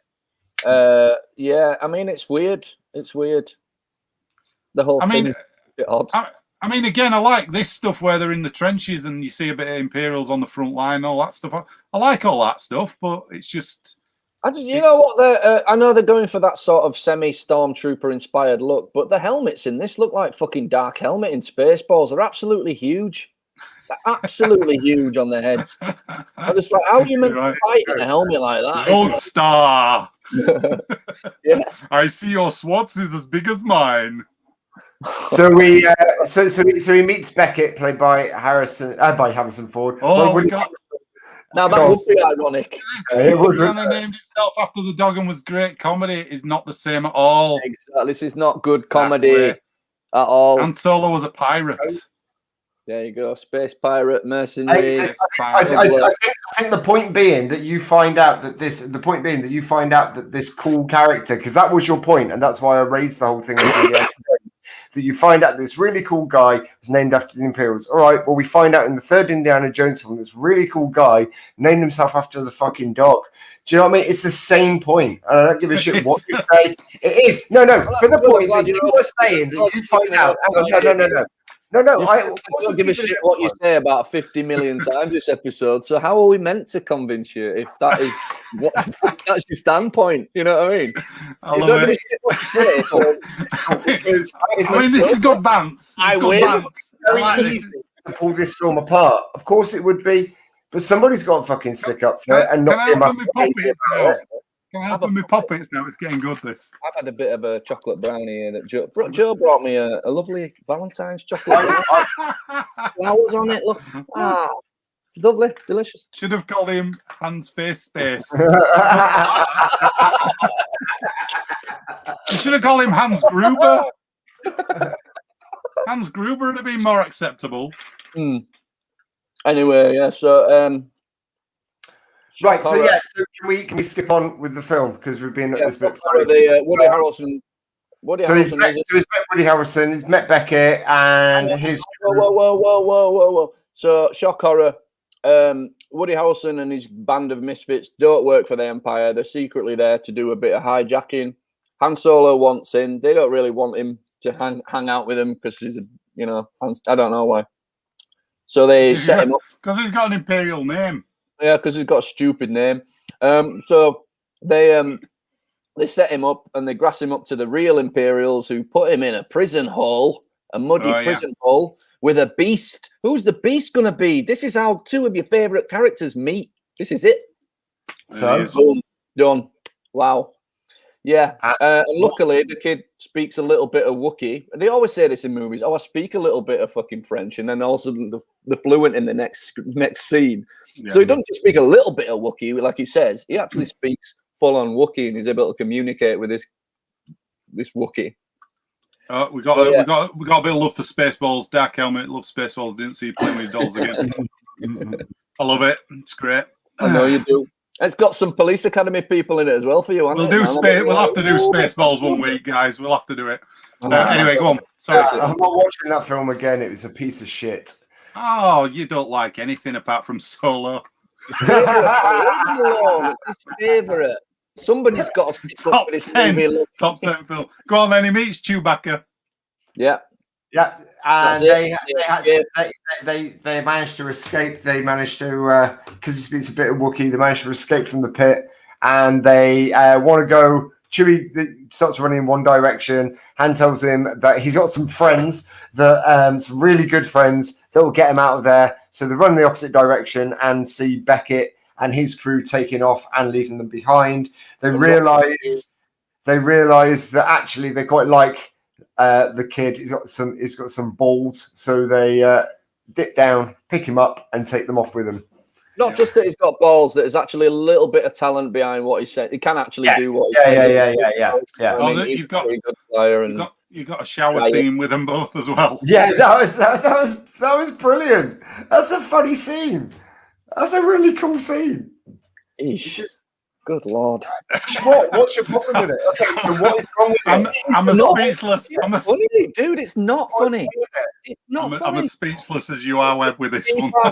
Genuinely, what is wrong with it? Our leg, Lummy, I really do. Genuinely, what is wrong with that scene? There's nothing wrong with it. Did you laugh your head off while you were watching it, Rich? No, at all. No, I didn't laugh my head off. I wasn't mortally fucking offended by it, like you two little bitches seem to be. Oh my Lord, it's getting nasty. But you know, I mean, if your idea of a good joke is that, then fair enough. I didn't say no. I just said it was a good scene. It was fine. What was wrong with it? It wasn't a oh sheesh moment. It was a all right, cool. The fucking me, right? Like, I just think you're letting your business about this film overshadow everything. Dude, you wanted to review it. Like, That's not true. You wanted to review it. You picked Star Wars to do all the film. Dude, no, I didn't. I said I'm skipping this one if possible. But anyway, we did it because we're supposed to do it, right? Apparently, we have to do it in canon. Come on, we got viewers. Let's keep going before you fall out. What does he actually say to him in the shower scene? He says, "Can you do my back?" He goes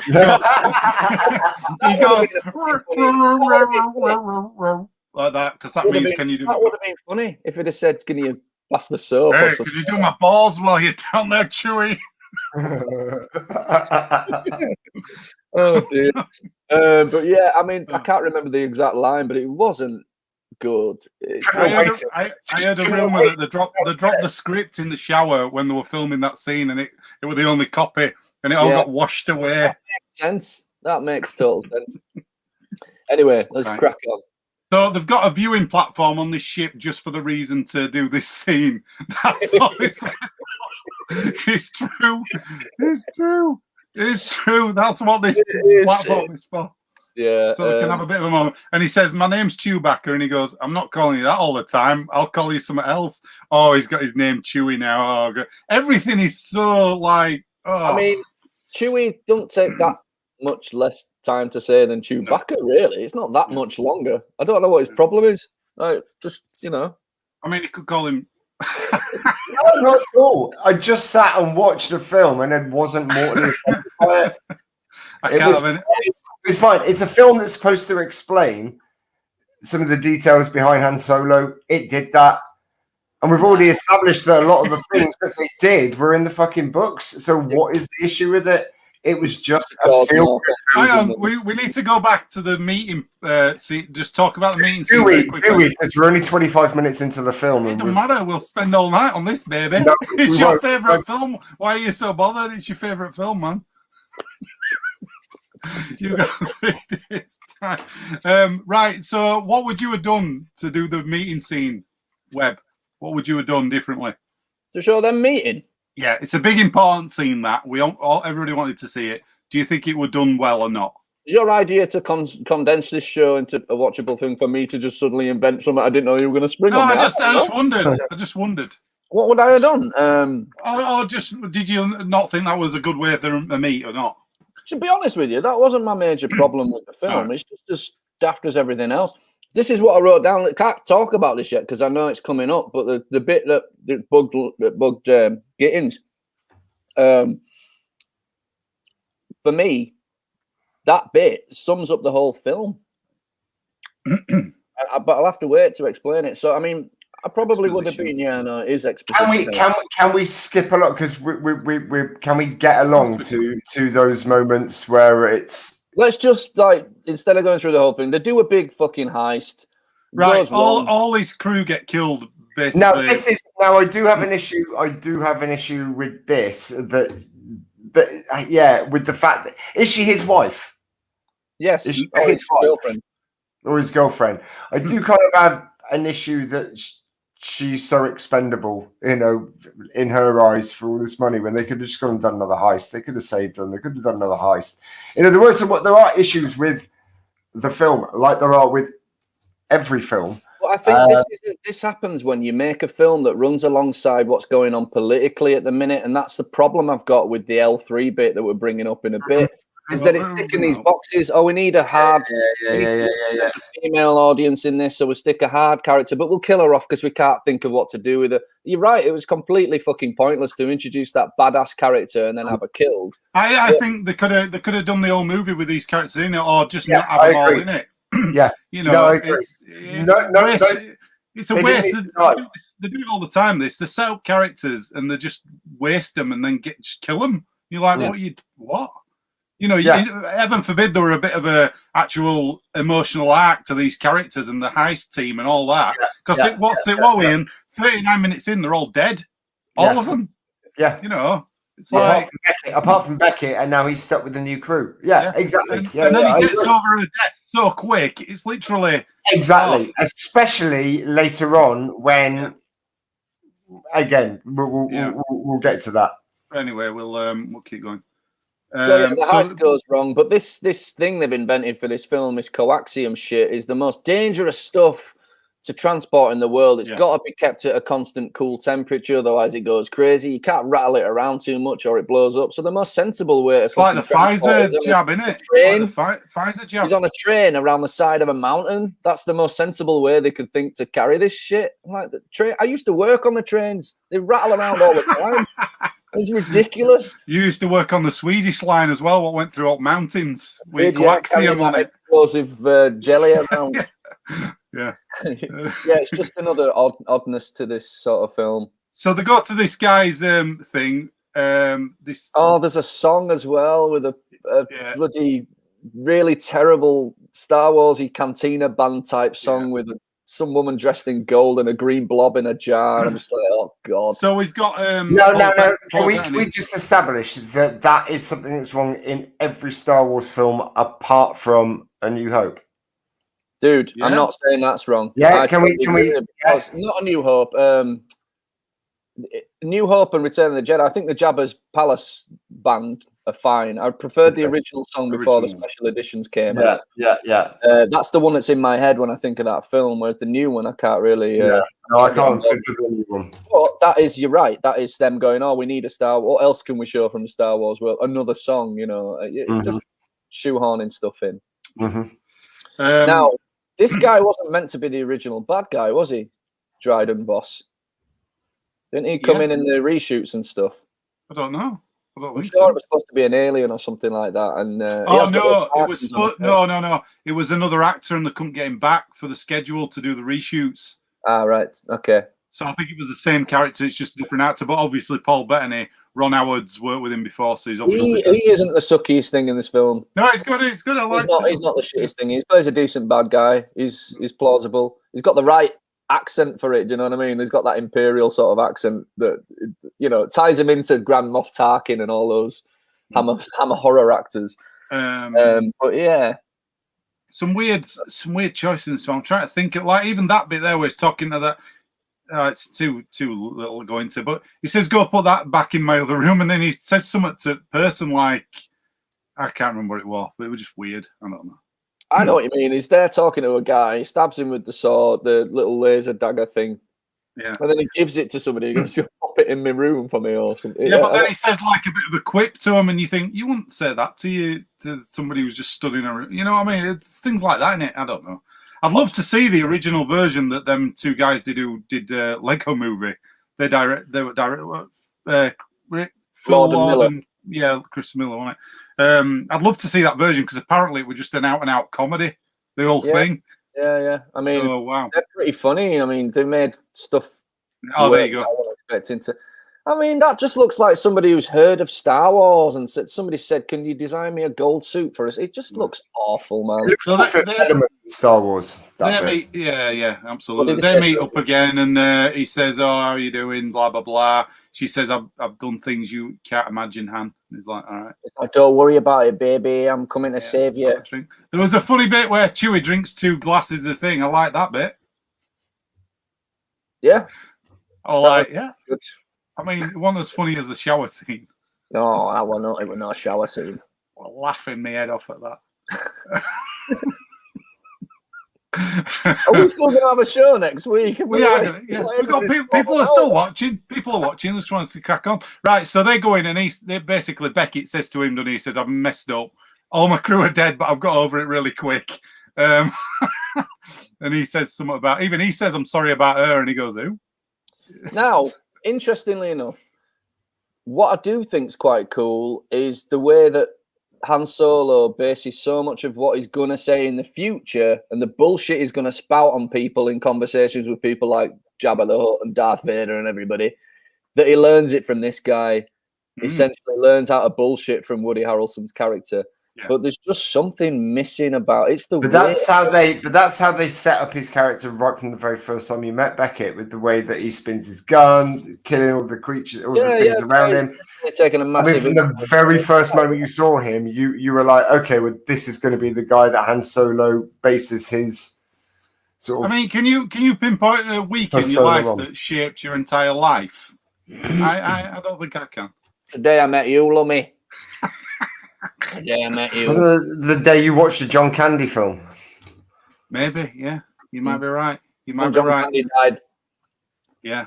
Wrote me. But that's separate. When I first saw, there were a bit of time, seeing my first John Candy film to when he died. Do you know what I mean? It's a bit of time. Seriousness, I can pinpoint a year that made a massive difference to my life, and it was the same year that Jim Henson died. I was still a kid. And realizing that so many famous people around me were dying, you know what I mean? It was that was a bit of a momentous one. Yeah. But not a week where you get your new gun, you get your new sidekick for the rest of your life, you get your quirks and your lines and interesting. Anyway, it goes off. He says, I'm going to go get you all this what's it called? Coaxium. It's actually 3 years. It's more than 3 years of his life, isn't it? It's more than 3 years. He goes in when he signs up. This is 3 years later, and this probably doesn't happen over a week either. It's just no. 3 years before don't count because he don't meet Chewie till after that. So but it's all stuff that is still shaping his life. He got his name. He got his name. He got his name. He was flying more. No, I think what Lummy's saying is he meets Chewie, he meets Beckett, he gets a gun from Beckett, which becomes his gun. He learns his shit from Beckett. He reunites with Kira. But there's nothing that says that this is like a week. There's nothing that says this happens in a week. They've all got the same clothes on.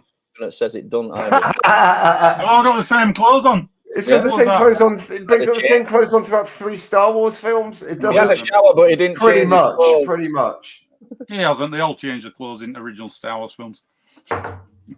Anyway, right. Yeah, Indiana Jones takes place in 1 week. Yeah. All of them. Your rebuttal is to try and ruin Indiana Jones. No, my rebuttal is just to hold a mirror up to say that that's not true.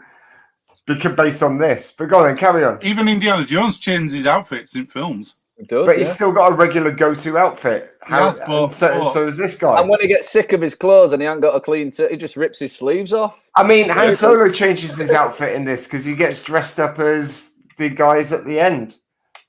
What? When he changes his clothes in this. Han Solo does.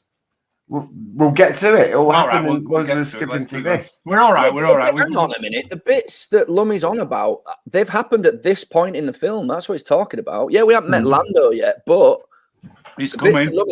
They happen. It's just happened now. Do you know what I mean? He just got his gun. He's just met Chewie, and he's just reunited with Kira and Beckett. So I think I understand what he's saying. Yeah, and now he meets Lando. So, I mean, I have a bit of a problem with Lando in this. I'm not sure what angle Disney were going for here or the director's choices were. It's very, very ambiguously sexual. I can't pin down what his sexuality is. Not that it matters, not there's a problem with it, just that I think if you're going to make a character as ambiguous as this, just have some balls and say what he is, rather than being he wears a lot of capes, wink, wink. What are they trying to say here? I'm like, I don't care if he's gay or straight, but just stop pussyfooting around it. You know what I mean? Because there are certain bits in this where you can't tell if there's a bit of a attraction towards Han Solo, or attraction to his own droids. Maybe he's just a dude who likes to stick it in a lot of different things. Who knows? But I just wish they'd explain that rather than just bottled out of it. Do you know what I mean? Do you know the thing? I want to see a scene with him shagging Jabba the Hutt or something. You know, I hope the Lando series. Do you know what I hope that gives us? His entire backstory, and it tells us where he got his name from. Because I need to know that. Well, there's a bit in this where the robot calls him something else, and it's like his full name. Did you call him Landissimo or something like that? So I believe now, according to the fact that Solo's allowed to change the name of whoever they want, whenever they want, and do whatever they want, that his actual name ain't Lando, it's Landissimo or Landonis or something like that she calls him. Landonis Imperial gun-running Calrissian Smith. Bet you. But yeah, I mean, so Lando in Bespin, our Billy D. Williams Lando, he wears a cape. So it's only natural that he's got a collection of 1,000 capes when he's 25 years old. Just like, it's just clutching at straws. And the thing about the thing that annoys me about the sexual ambiguity isn't that they don't confirm it or not. It's a political move, again, by Disney.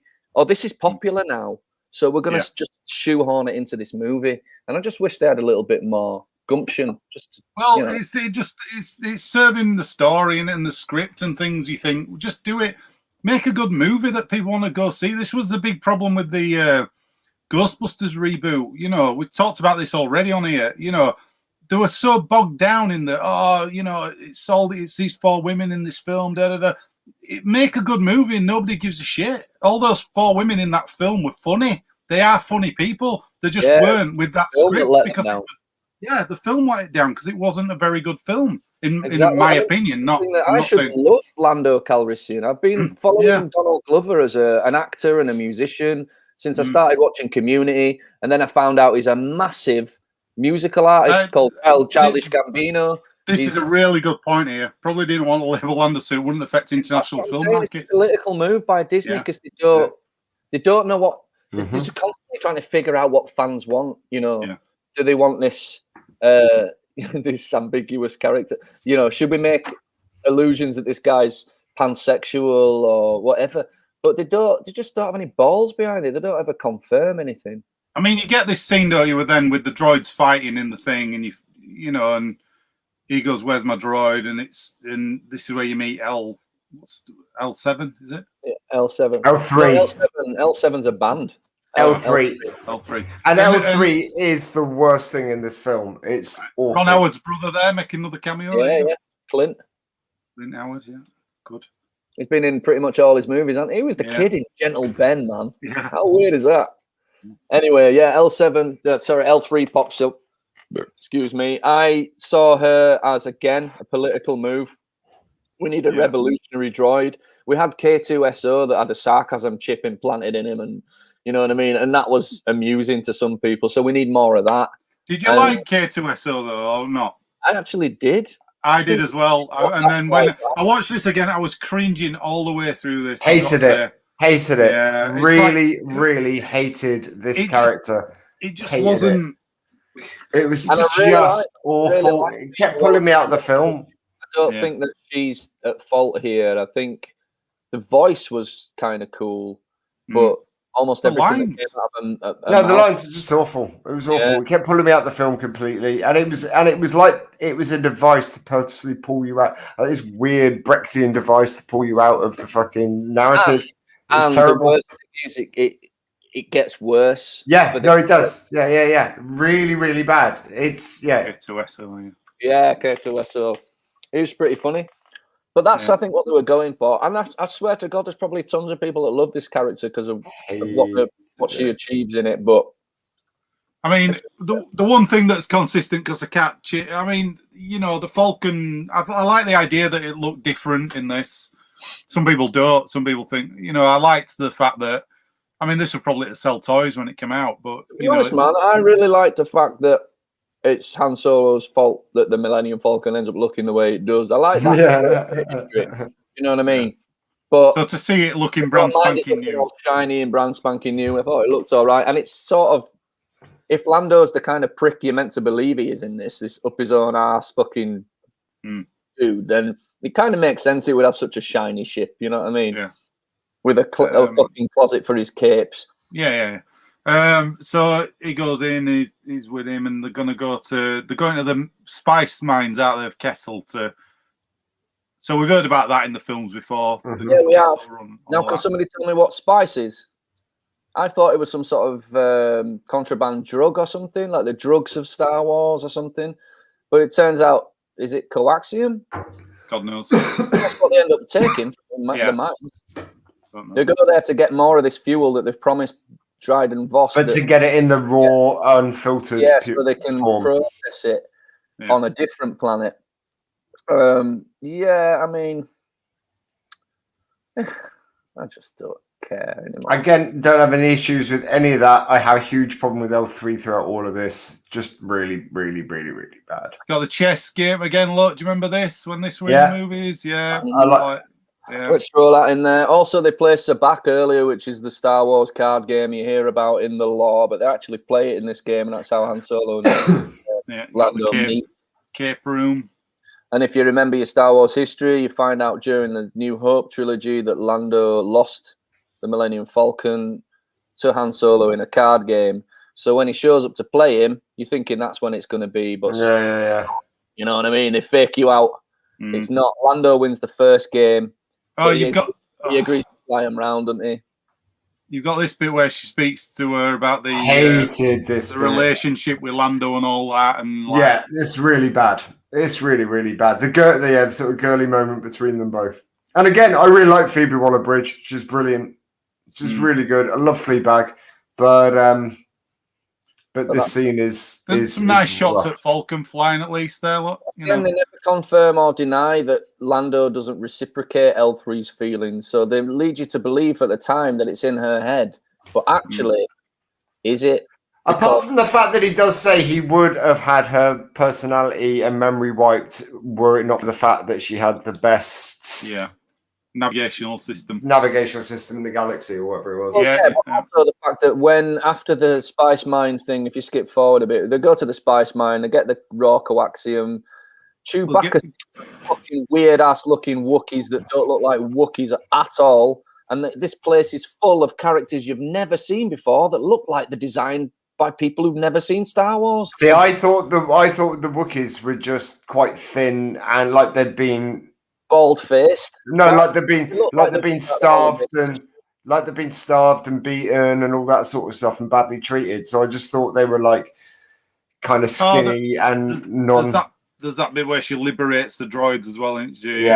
Coming on to that is kind of, I think, what Gittins was going to say is your least favourite bit.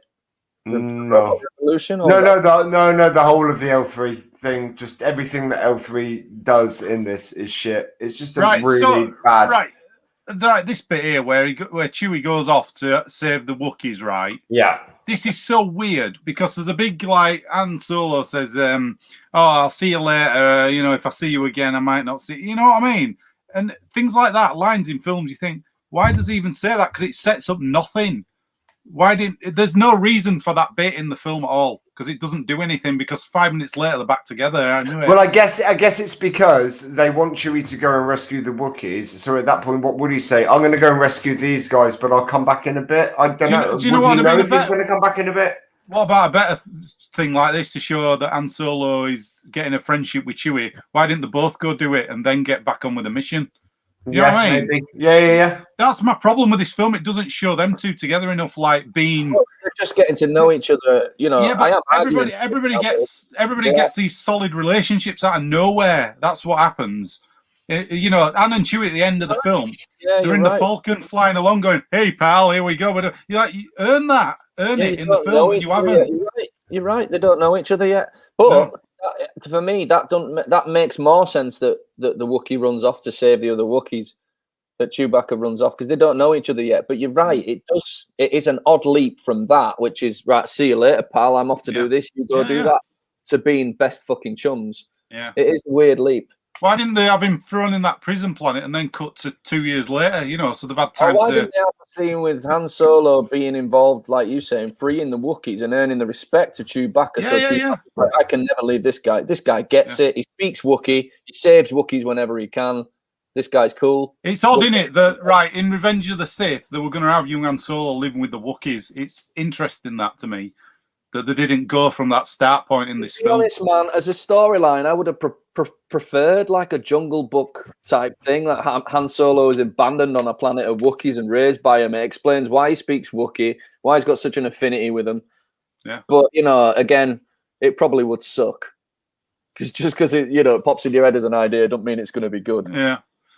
But, you know, it's anyway, it's interesting. But yeah, that was just a thought, really, watching it.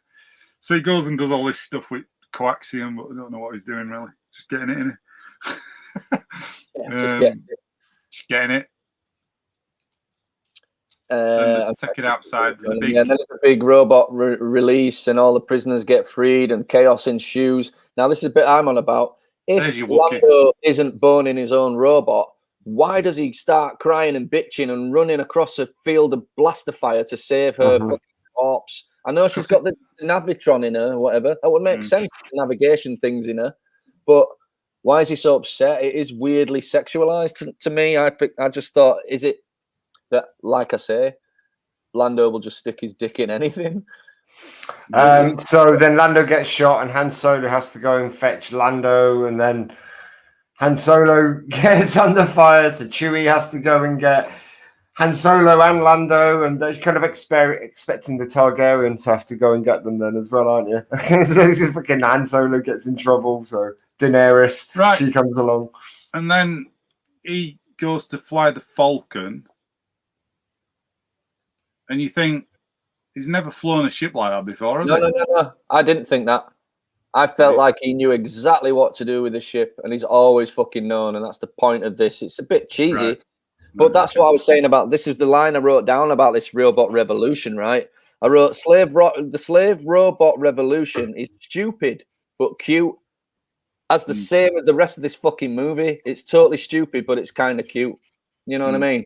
And it happens all the time. It's totally stupid, but it's kind of cute. It's kind of almost all right, but for me, it's just not.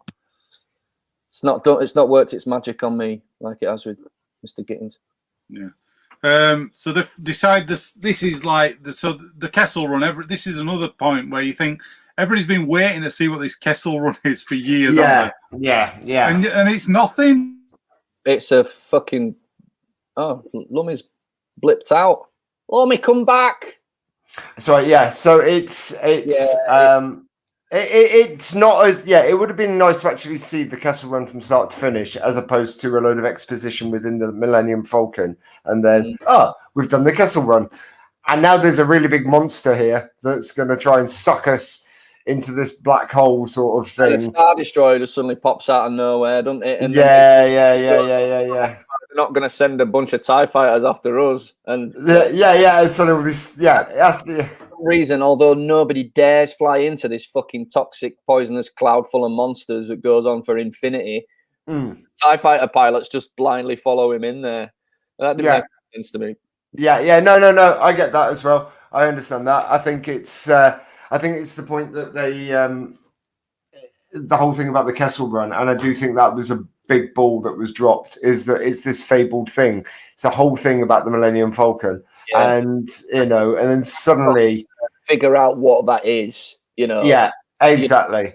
And the whole argument about the parsecs. Parsec is a measurement of time, not a measurement of distance. Yeah. And they just they do shoot. They throw a lot at you there. Now it's mishandled. I think it's mishandled. I think the whole Kessel Run is massively mishandled. They've just missed a huge trick there. Yeah, I mean, don't get me wrong. At least they had a go at trying to explain what's going on in there. But also, there's so much going on in there. Like, there's giant boulders of fucking carbon flying through the air that can smash your ship to pieces. Yeah. In a cloud of toxic gas. And then there's a giant mud monster. A giant tentacle monster thing. Yeah, I'm never a big fan of those, but they happen a lot in Star Wars. Suck pit, what I mean? Like a black hole. And they lead the monster into it, and then they can't really get out until little drop of coaxium in the generator. That's what it is. That whole coaxium is that they needed that so they could explain that speed boost out of there. You know what I mean? And then they find themselves on the planet where they are getting the coaxium filtered because they've got the raw unfiltered shit. So they're going to get it filtered. And while they're getting it done, suddenly the marauders from earlier on when they were hijacking the train on the first heist, the failed heist, they turn up. Now, this is the bit I think that you thought I was going to say, but it wasn't about L3. It was about this bit. So Beckett had his wife killed or his girlfriend killed during this attack from the marauders while they were trying to heist the coaxium from the train. And then suddenly the marauders turn up and they just have a casual chat with Beckett. And like, there's no mention of all that shit that went down. I think he seems quite unforgiving in that moment there. Well, I don't think, I mean, yeah, the attack by the marauders on that train full of coaxium didn't help her survive, but I think there were other factors. The robots that got released that were shooting. Yeah. Coming apart from what I remember, that wasn't all the marauders' fault. It was like a series of events that happened that happened to lead to her death. But if you were Beckett, you would blame someone, and if they suddenly were there, you'd be like, "You're the fuckers who got my wife killed." What? Oh, hang on, we've got a message from Lummy, so let me just see what he says. Had to reboot. He's had to reboot. That's right. Yeah, hopes for this computer as well, Gittins. Well, so anyway, it's fine because we can carry on. So they meet the marauders. The marauders. What I like about this is like the start of the rebellion. Yeah, that's exactly I it. really love all this. I really love this. It's the first time that people are kind of fighting back against the Empire, against Golden Dawn. What is bleeping so much? I've got some. I think it might be him. That's all right. Yeah. I think once you get into the sort of nitty gritty of the fact that Beckett's been saying to Han throughout the entire movie, "Don't trust anyone, don't trust anyone, don't trust anyone." He's on about himself pretty much, and his missus and whoever else. And the fact that you think that the bad guys are bad, but really they're the rebellion. And they all take off and they're not scary. They're just a bunch of paupers. Yeah. It's not too bad. So they hatch a plan to take on Golden Dawn. And they are called Golden Dawn, aren't they? Crimson Dawn, that's it. Yeah, sorry, Golden Dawn are the bad guys in Spooks. And in fact, Golden Dawn are the bad guys in Greece at the moment as well. They are. Yeah, sorry, we're just working out whether it's Golden Dawn or Crimson Dawn, but it's Crimson Dawn. So basically, we got to the point, Lummy, where they've hatched a plan to be able to basically just do away with Crimson Dawn. The Marauders, which we've talked about being the start of the rebellion, they've turned up, which is a nice touch in it. And Beckett's like, "Yeah, I'm done with this. I'm not having anything to do with this." And he just walks off. And then the bad guys turn up, and the main bad guy is just like, "Yeah, I know exactly what's going on here. This is what you guys are going to do." Because my associate told me, and it's at this point we think his girlfriend is going to be the person who stitched him up. But no, it's Beckett. It's Woody Harrelson. And he comes in. Told you not to trust anyone, kid. Yeah, exactly. No, Yeah. But actually he holds them all at gunpoint and he takes Chewie hostage and he takes all the coaxium with him. And go back a little bit. Everybody else noticed the stuff in the background in Dryden Voss's collection of shit. So among the things he's got there, he's got a suit of armor that looks remarkably like Boba Fett's armor. Right. And he's also got the Raiders idol, hasn't he? Did you notice that? He's got the Raiders of Lost Ark, the golden idol. Right there. Okay. Nice I mean, personally, I'll give a shit more about that than I do about the entire film. And then a fight breaks out between the three of them, and Dryden ends up getting his ass kicked a little bit, and she takes his ring from him, the signet ring which is basically the crime syndicate kind of. Telephone. The leader of that. Where's the telephone? Yeah, it's the telephone access card or something. And she finds a key card thing, and it's this big old chat with Mr. Maul. Mr. Maul. It's when he was a teacher. Yeah, Darth Maul. Yeah. Oh my God, he didn't. And die. older Darth Maul. So this is quite an important. I mean, depends how you view things, but canon-wise, the reason this movie kind of is a bit jarring is because they are trying to bring a lot of stuff from canon in. We talked about a couple of weeks ago about Darth Maul's backstory and the fact that he doesn't die in Phantom Menace. According to the comics and according to the cartoons, he forms the Crimson Dawn, and that is who Kieran and Beckett are working for, and Dryden Boss. So, yeah. I'm looking at a comment here from Terry ages ago, exposition hell, and this sums it up. Do you know what I mean? that was shown. That came up ages ago. Yeah, I know, but it just keeps flashing back up to me as we talk through this film that, yeah, it is. The whole thing is like shoehorning things they want you to know from the universe into this. And then we cut and we see Han Solo's gone after Beckett and Chewbacca. And it's quite cool. Now, I really love this scene. Because this is the bit where you've got Beckett is saying, right, okay, thing is, it's going to be the last lesson I teach you. And as he says it, Han Solo shoots him. And it is that thing like the comment we had first. It's the Han Solo shoots first. Yeah. And then he looks up and he sees the spaceship taking off and she's gone off in the Crimson Dawn. I mean, it's kind of clever, I guess, how they reiterate the fact that Han Solo gets the point of what Woody Harrelson's character is trying to say to him in the mid-sentence, and you know, he's learned that already. And and he even says, doesn't he, he's bleeding out, like, oh, I'm proud of you for like doing that. Yeah. And then he sees his girlfriend, non-girlfriend, taken off in the ship, and she's going off to go to the planet to go and meet Darth Maul. And then we see Chewie and Han. They go back to where Lando is, and they have a game of, what was the card game again? Sabacc. I mean, the whole Darth Maul thing, if this had been a TV series, they could have expanded on that and gone into it. But because it's a movie, you think, why set up Darth Maul in a movie that's not going to get a sequel? It's very odd. It's odd.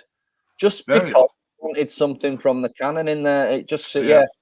And as for the Sabacc thing, we should have mentioned earlier on that the first time Lando beats... He's cheated. But this time round, when they go to shake hands before they play cards, Han notices he's got the card slider. And he takes the card out of it. So when he reaches for his ace card to trump, to win, he can't win. And Han Solo flies off in his fucking ship. And then he says, before Beckett died, he told me about a criminal who has got a load of work, which is obviously going to be Jabba the Hutt. Yeah, instead of just going, Chewie, we won the Falcon Ace, we're going to be buddies now, he goes, by the way, I'm going to set up some more stuff just before the film finishes, because there's not enough. I'm going to set this up as well. I'm going to give maybe I'm talking about, it might as well go like that. Do I mean Jabba the Hutt?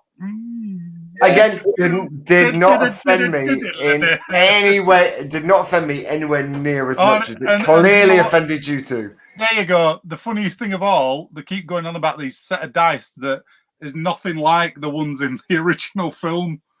Can I just say as well, Big T'More has commented here just saying fan service. Now, I agree with what you mean, but is it?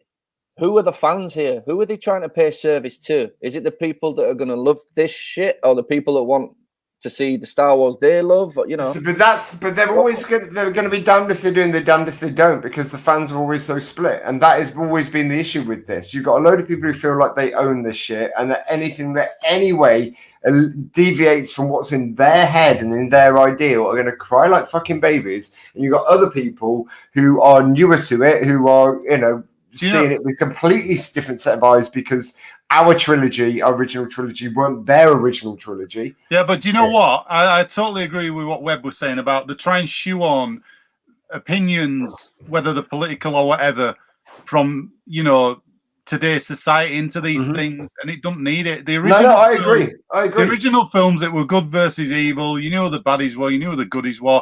They were very simple in their execution. Luke Skywalker wanted to be a Jedi, all that business. Goes to rescue the princess. She rescues herself. I agree. Right, as well, that they are a bit of an anomaly, those three films, because they could quite arguably, a lot of people I know disagree with that, because if you go back and watch Star Wars as an adult, it's different. It's different. It's different from when you were a kid. I noticed the glaring holes in the horrible script and acting that I never noticed when I was a kid. And things that don't quite make sense.